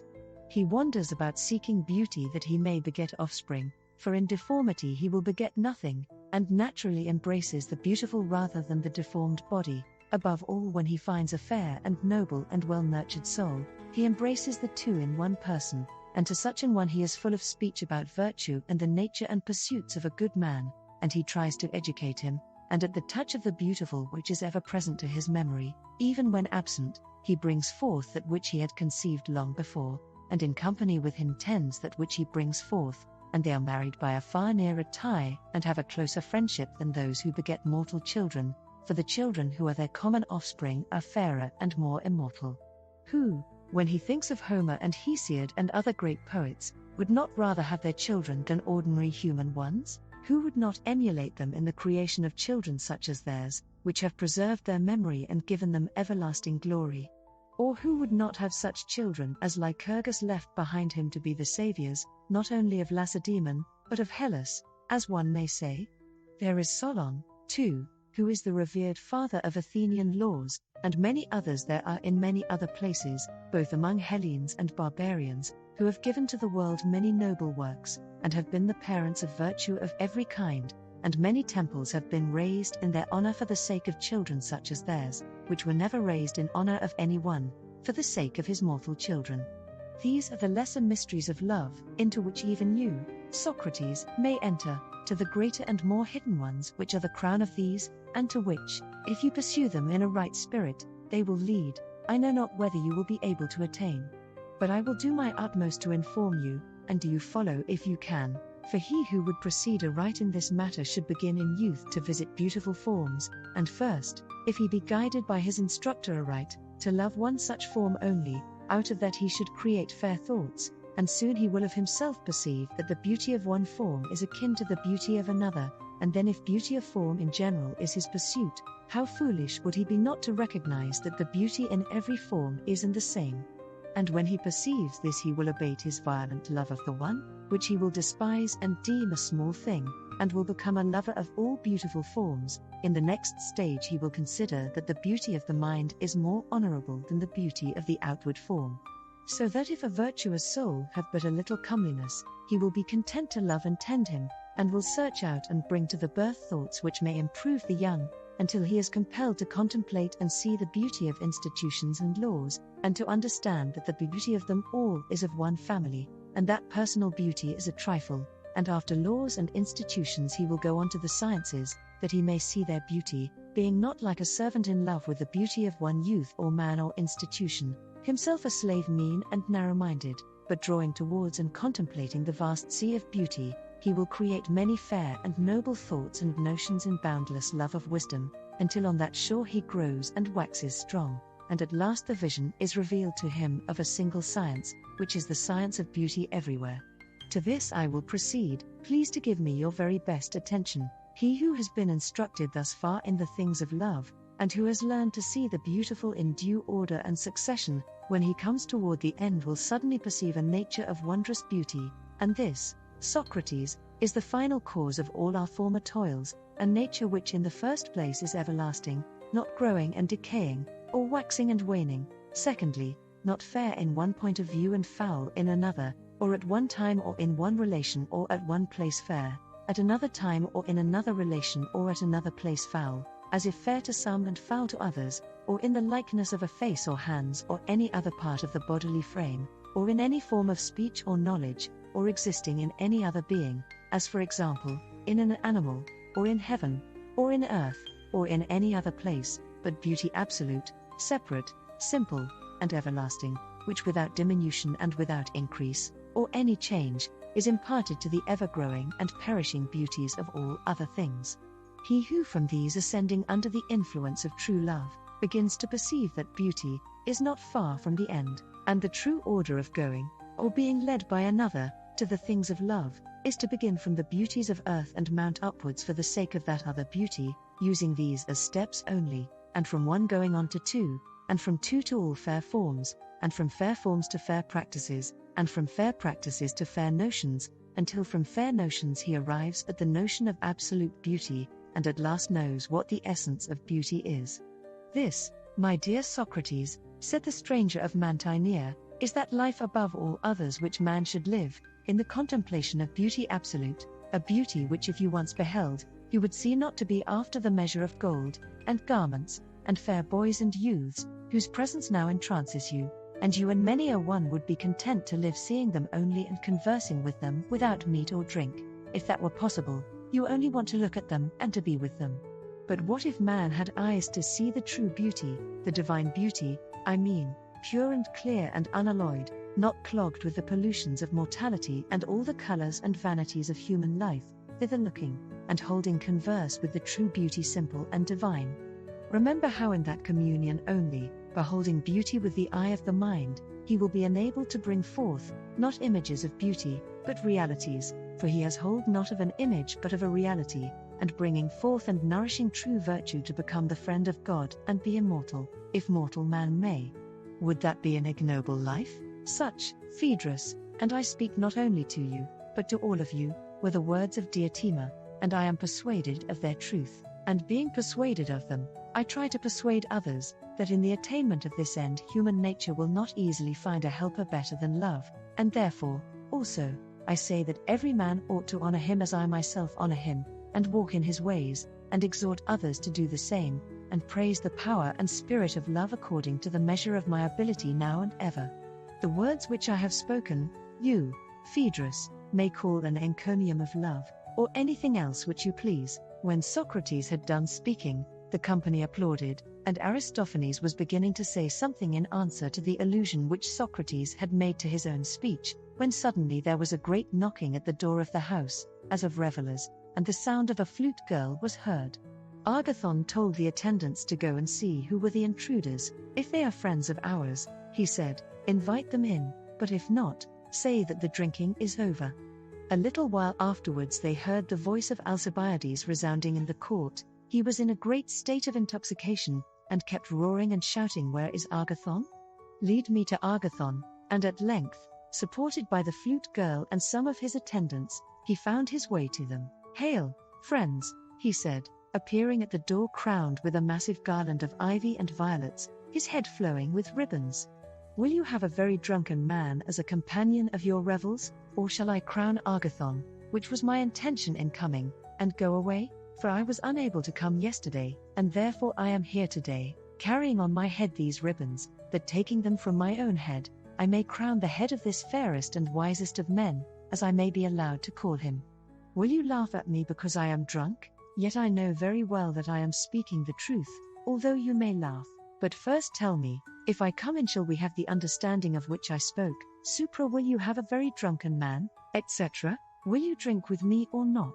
The company were vociferous in begging that he would take his place among them, and Agathon specially invited him. Thereupon he was led in by the people who were with him, and as he was being led, intending to crown Agathon, he took the ribbons from his own head and held them in front of his eyes. He was thus prevented from seeing Socrates, who made way for him, and Alcibiades took the vacant place between Agathon and Socrates, and in taking the place he embraced Agathon and crowned him. "Take off his sandals," said Agathon, "and let him make a third on the same couch." "By all means, but who makes the third partner in our revels?" said Alcibiades, turning round and starting up as he caught sight of Socrates. "By Heracles," he said. "What is this? Here is Socrates always lying in wait for me, and always, as his way is, coming out at all sorts of unsuspected places. And now, what have you to say for yourself, and why are you lying here, where I perceive that you have contrived to find a place, not by a joker or lover of jokes, like Aristophanes, but by the fairest of the company?" Socrates turned to Agathon and said, "I must ask you to protect me, Agathon, for the passion of this man has grown quite a serious matter to me. Since I became his admirer, I have never been allowed to speak to any other fair one, or so much as to look at them. If I do, he goes wild with envy and jealousy, and not only abuses me but can hardly keep his hands off me, and at this moment he may do me some harm. Please to see to this, and either reconcile me to him, or, if he attempts violence, protect me, as I am in bodily fear of his mad and passionate attempts." "There can never be reconciliation between you and me," said Alcibiades, "but for the present I will defer your chastisement, and I must beg you, Agathon, to give me back some of the ribbons that I may crown the marvelous head of this universal despot. I would not have him complain of me for crowning you, and neglecting him, who in conversation is the conqueror of all mankind, and this not only once, as you were the day before yesterday, but always." Whereupon, taking some of the ribbons, he crowned Socrates, and again reclined. Then he said, "You seem, my friends, to be sober, which is a thing not to be endured. You must drink, for that was the agreement under which I was admitted, and I elect myself master of the feast until you are well drunk. Let us have a large goblet, Agathon, or rather," he said, addressing the attendant, "bring me that wine cooler." The wine cooler which had caught his eye was a vessel holding more than 2 quarts. This he filled and emptied, and bade the attendant fill it again for Socrates. "Observe, my friends, said Alcibiades, that this ingenious trick of mine will have no effect on Socrates, for he can drink any quantity of wine and not be at all nearer being drunk.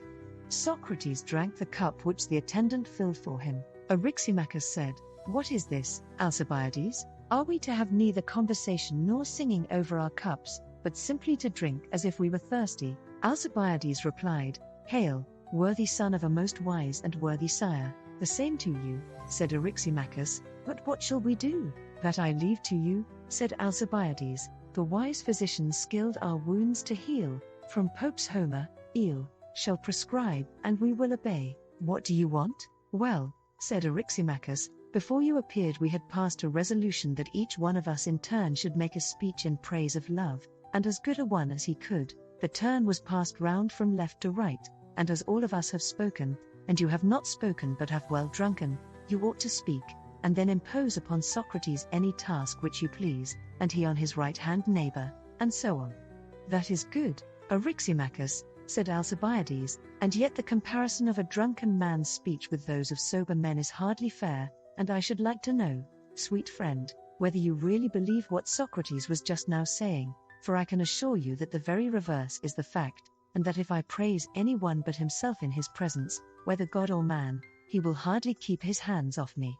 "For shame," said Socrates. "Hold your tongue," said Alcibiades, "for by Poseidon, there is no one else whom I will praise when you are of the company." "Well then," said Eryximachus, "if you like praise Socrates, what do you think, Eryximachus?" Said Alcibiades, "Shall I attack him and inflict the punishment before you all?" "What are you about?" said Socrates. "Are you going to raise a laugh at my expense? Is that the meaning of your praise? I am going to speak the truth, if you will permit me. I not only permit, but exhort you to speak the truth." "Then I will begin at once," said Alcibiades, "and if I say anything which is not true, you may interrupt me if you will, and say that is a lie, though my intention is to speak the truth. But you must not wonder if I speak anyhow as things come into my mind, for the fluent and orderly enumeration of all your singularities is not a task which is easy to a man in my condition. And now, my boys, I shall praise Socrates in a figure which will appear to him to be a caricature, and yet I speak, not to make fun of him, but only for the truth's sake. I say, that he is exactly like the busts of Silenus, which are set up in the statuaries' shops, holding pipes and flutes in their mouths, and they are made to open in the middle, and have images of gods inside them. I say also that he is like Marsyas the satyr. You yourself will not deny, Socrates, that your face is like that of a satyr. Aye, and there is a resemblance in other points too. For example, you are a bully, as I can prove by witnesses, if you will not confess. And are you not a flute player? That you are, and a performer far more wonderful than Marsyas. He indeed with instruments used to charm the souls of men by the power of his breath, and the players of his music do so still, for the melodies of Olympus, compare Arist. Paul, are derived from Marsyas who taught them, and these, whether they are played by a great master or by a miserable flute girl, have a power which no others have. They alone possess the soul and reveal the wants of those who have need of gods and mysteries, because they are divine. But you produce the same effect with your words only, and do not require the flute. That is the difference between you and him. When we hear any other speaker, even a very good one, he produces absolutely no effect upon us, or not much, whereas the mere fragments of you and your words, even at second hand, and however imperfectly repeated, amaze and possess the souls of every man, woman, and child who comes within hearing of them. And if I were not afraid that you would think me hopelessly drunk, I would have sworn as well as spoken to the influence which they have always had and still have over me. For my heart leaps within me more than that of any Corybantian reveller, and my eyes rain tears when I hear them, and I observe that many others are affected in the same manner. I have heard Pericles and other great orators, and I thought that they spoke well, but I never had any similar feeling. My soul was not stirred by them, nor was I angry at the thought of my own slavish state. But this Marsyas has often brought me to such a pass, that I have felt as if I could hardly endure the life which I am leading. This, Socrates, you will admit, and I am conscious that if I did not shut my ears against him, and fly as from the voice of the siren, my fate would be like that of others. He would transfix me, and I should grow old sitting at his feet. For he makes me confess that I ought not to live as I do, neglecting the wants of my own soul, and busying myself with the concerns of the Athenians. Therefore I hold my ears and tear myself away from him. And he is the only person who ever made me ashamed, which you might think not to be in my nature, and there is no one else who does the same. For I know that I cannot answer him or say that I ought not to do as he bids, but when I leave his presence the love of popularity gets the better of me. And therefore I run away and fly from him, and when I see him I am ashamed of what I have confessed to him. Many a time have I wished that he were dead, and yet I know that I should be much more sorry than glad, if he were to die, so that I am at my wit's end. And this is what I and many others have suffered from the flute playing of this satyr. Yet hear me once more while I show you how exact the image is, and how marvelous his power. For let me tell you, none of you know him, but I will reveal him to you. Having begun, I must go on. See you how fond he is of the fair. He is always with them and is always being smitten by them, and then again he knows nothing and is ignorant of all things, such is the appearance which he puts on. Is he not like a Silenus in this? To be sure he is. His outer mask is the carved head of the Silenus, but, O my companions in drink, when he is opened, what temperance there is residing within. Know you that beauty and wealth and honor, at which the many wonder, are of no account with him, and are utterly despised by him. He regards not at all the persons who are gifted with them. Mankind are nothing to him. All his life is spent in mocking and flouting at them.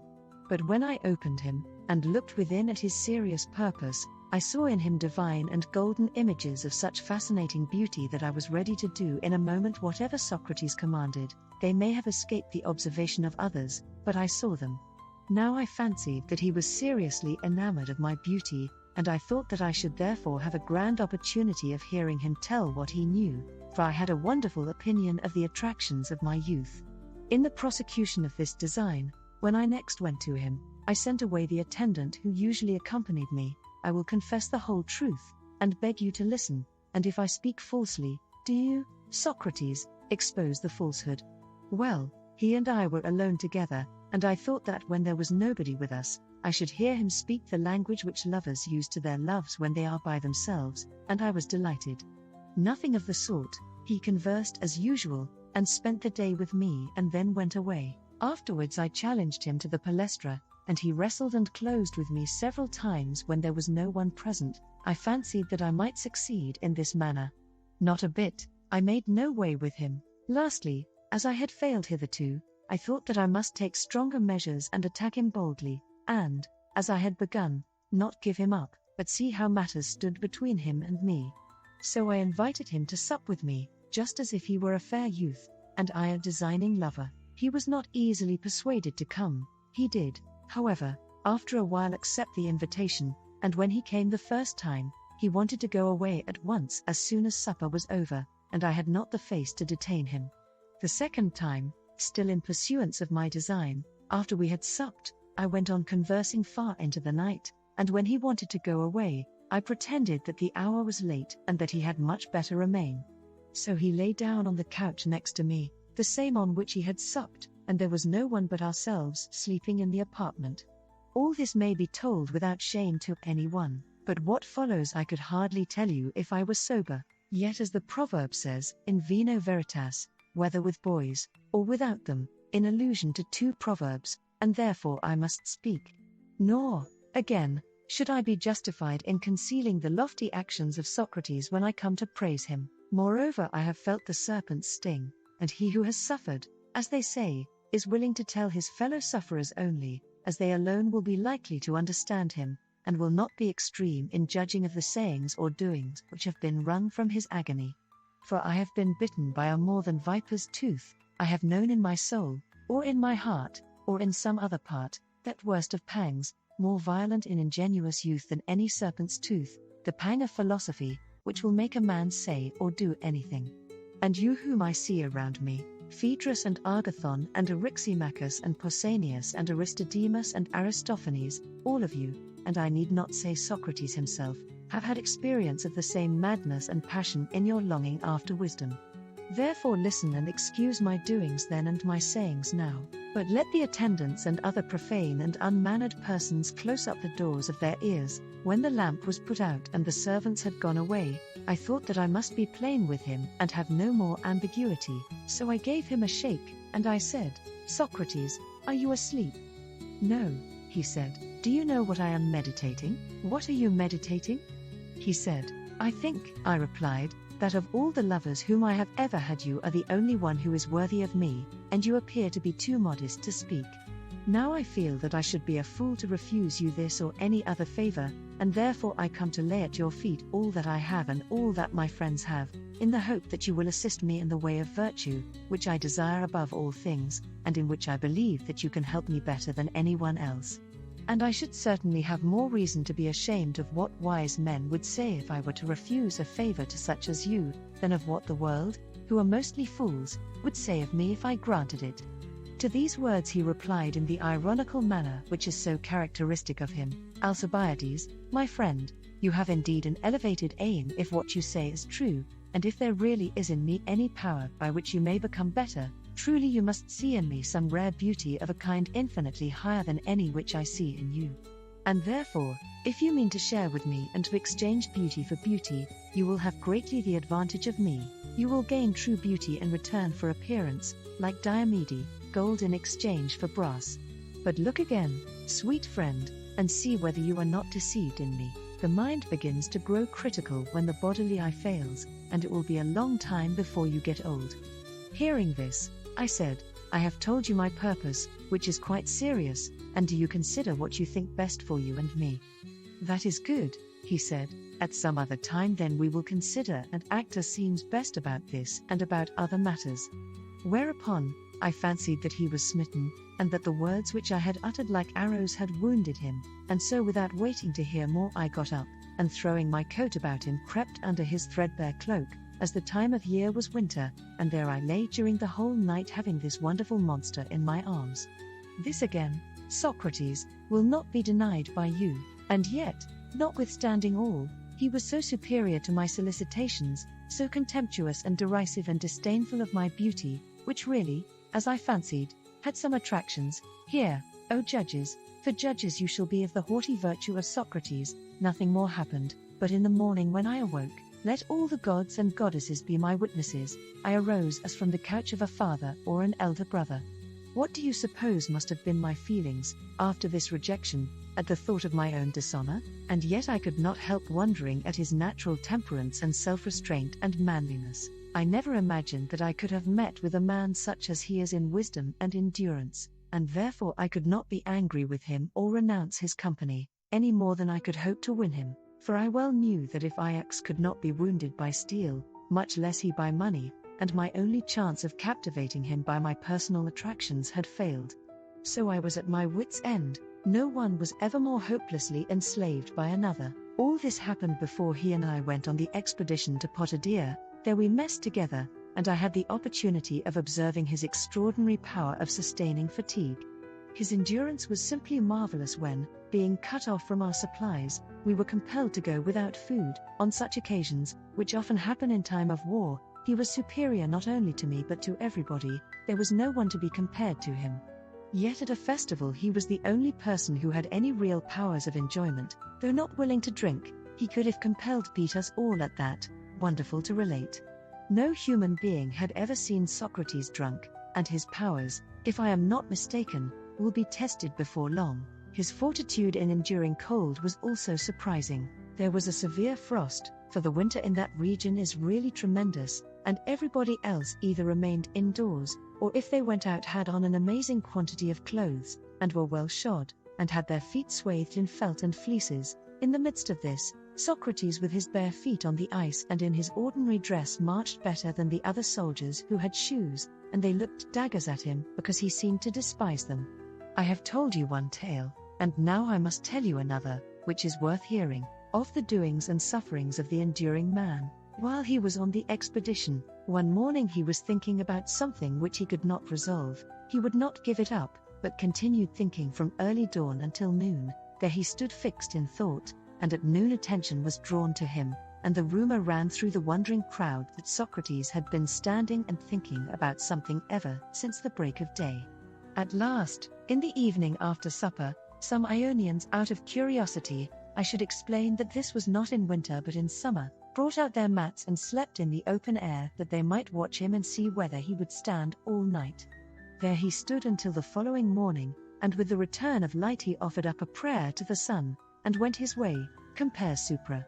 I will also tell, if you please, and indeed I am bound to tell, of his courage in battle, for who but he saved my life?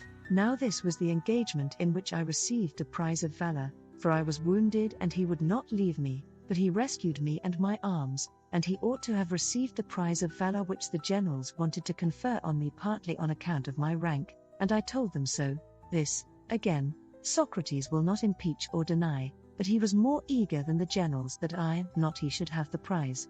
There was another occasion on which his behavior was very remarkable, in the flight of the army after the Battle of Delium, where he served among the heavy-armed. I had a better opportunity of seeing him than at Potidaea, for I was myself on horseback, and therefore comparatively out of danger. He and Laches were retreating, for the troops were in flight, and I met them and told them not to be discouraged, and promised to remain with them, and there you might see him, Aristophanes, as you describe, Aristoph. Clouds, just as he is in the streets of Athens, stalking like a pelican, and rolling his eyes, calmly contemplating enemies as well as friends, and making very intelligible to anybody, even from a distance, that whoever attacked him would be likely to meet with a stout resistance, and in this way he and his companion escaped, for this is the sort of man who is never touched in war, those only are pursued who are running away headlong.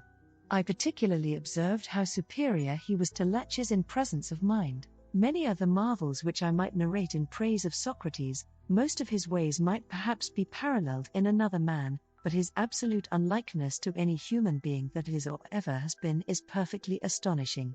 You may imagine Brasidas and others to have been like Achilles, or you may imagine Nestor and Antenor to have been like Pericles, and the same may be said of other famous men, but of this strange being you will never be able to find any likeness, however remote, either among men who now are or who ever have been, other than that which I have already suggested of Silenus and the satyrs, and they represent in a figure not only himself, but his words. For, although I forgot to mention this to you before, his words are like the images of Silenus which open, they are ridiculous when you first hear them. He clothes himself in language that is like the skin of the wanton satyr, for his talk is of pack-asses and smiths and cobblers and curriers, and he is always repeating the same things in the same words. Compare Gorg, so that any ignorant or inexperienced person might feel disposed to laugh at him, but he who opens the bust and sees what is within will find that they are the only words which have a meaning in them, and also the most divine, abounding in fair images of virtue, and of the widest comprehension, or rather extending to the whole duty of a good and honorable man. This, friends, is my praise of Socrates. I have added my blame of him for his ill treatment of me, and he has ill-treated not only me, but Charmides the son of Glaucon, and Euthydemus the son of Diocles, and many others in the same way. Beginning as their lover, he has ended by making them pay their addresses to him. Wherefore I say to you, Agathon, be not deceived by him, learn from me and take warning, and do not be a fool and learn by experience, as the proverb says.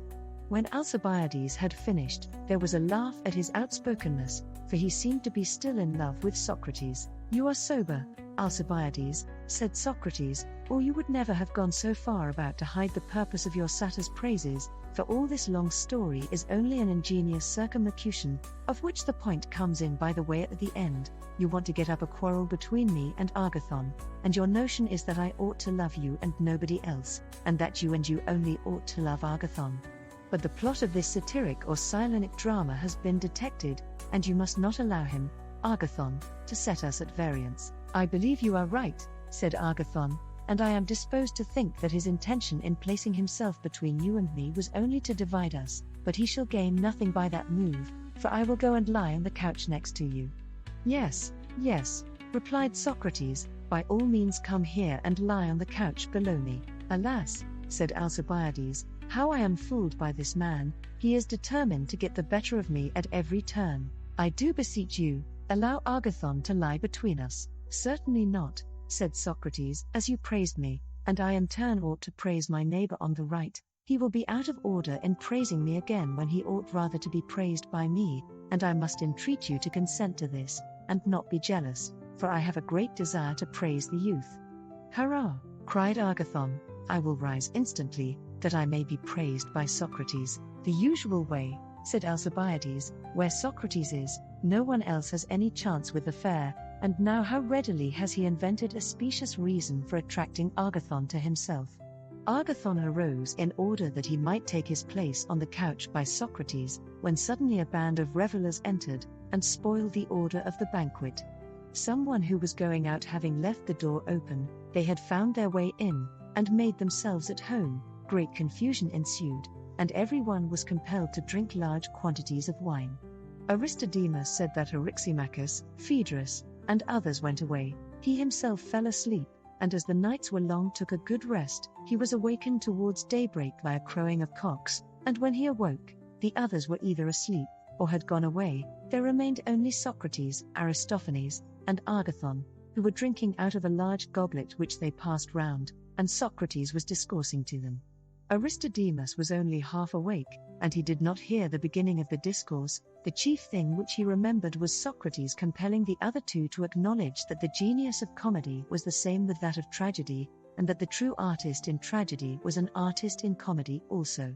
To this they were constrained to assent, being drowsy, and not quite following the argument, and first of all Aristophanes dropped off. Then, when the day was already dawning, Agathon, Socrates, having laid them to sleep, rose to depart. Aristodemus, as his manner was, following him. At the Lyceum he took a bath, and passed the day as usual. In the evening he retired to rest at his own home. End of Symposium by Plato. Please like and subscribe if you enjoyed this chill book. Thanks for listening.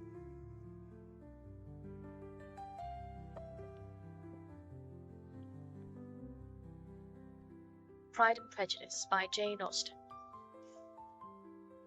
The Great Gatsby by F. Scott Fitzgerald. It was the best of times, it was the worst of times.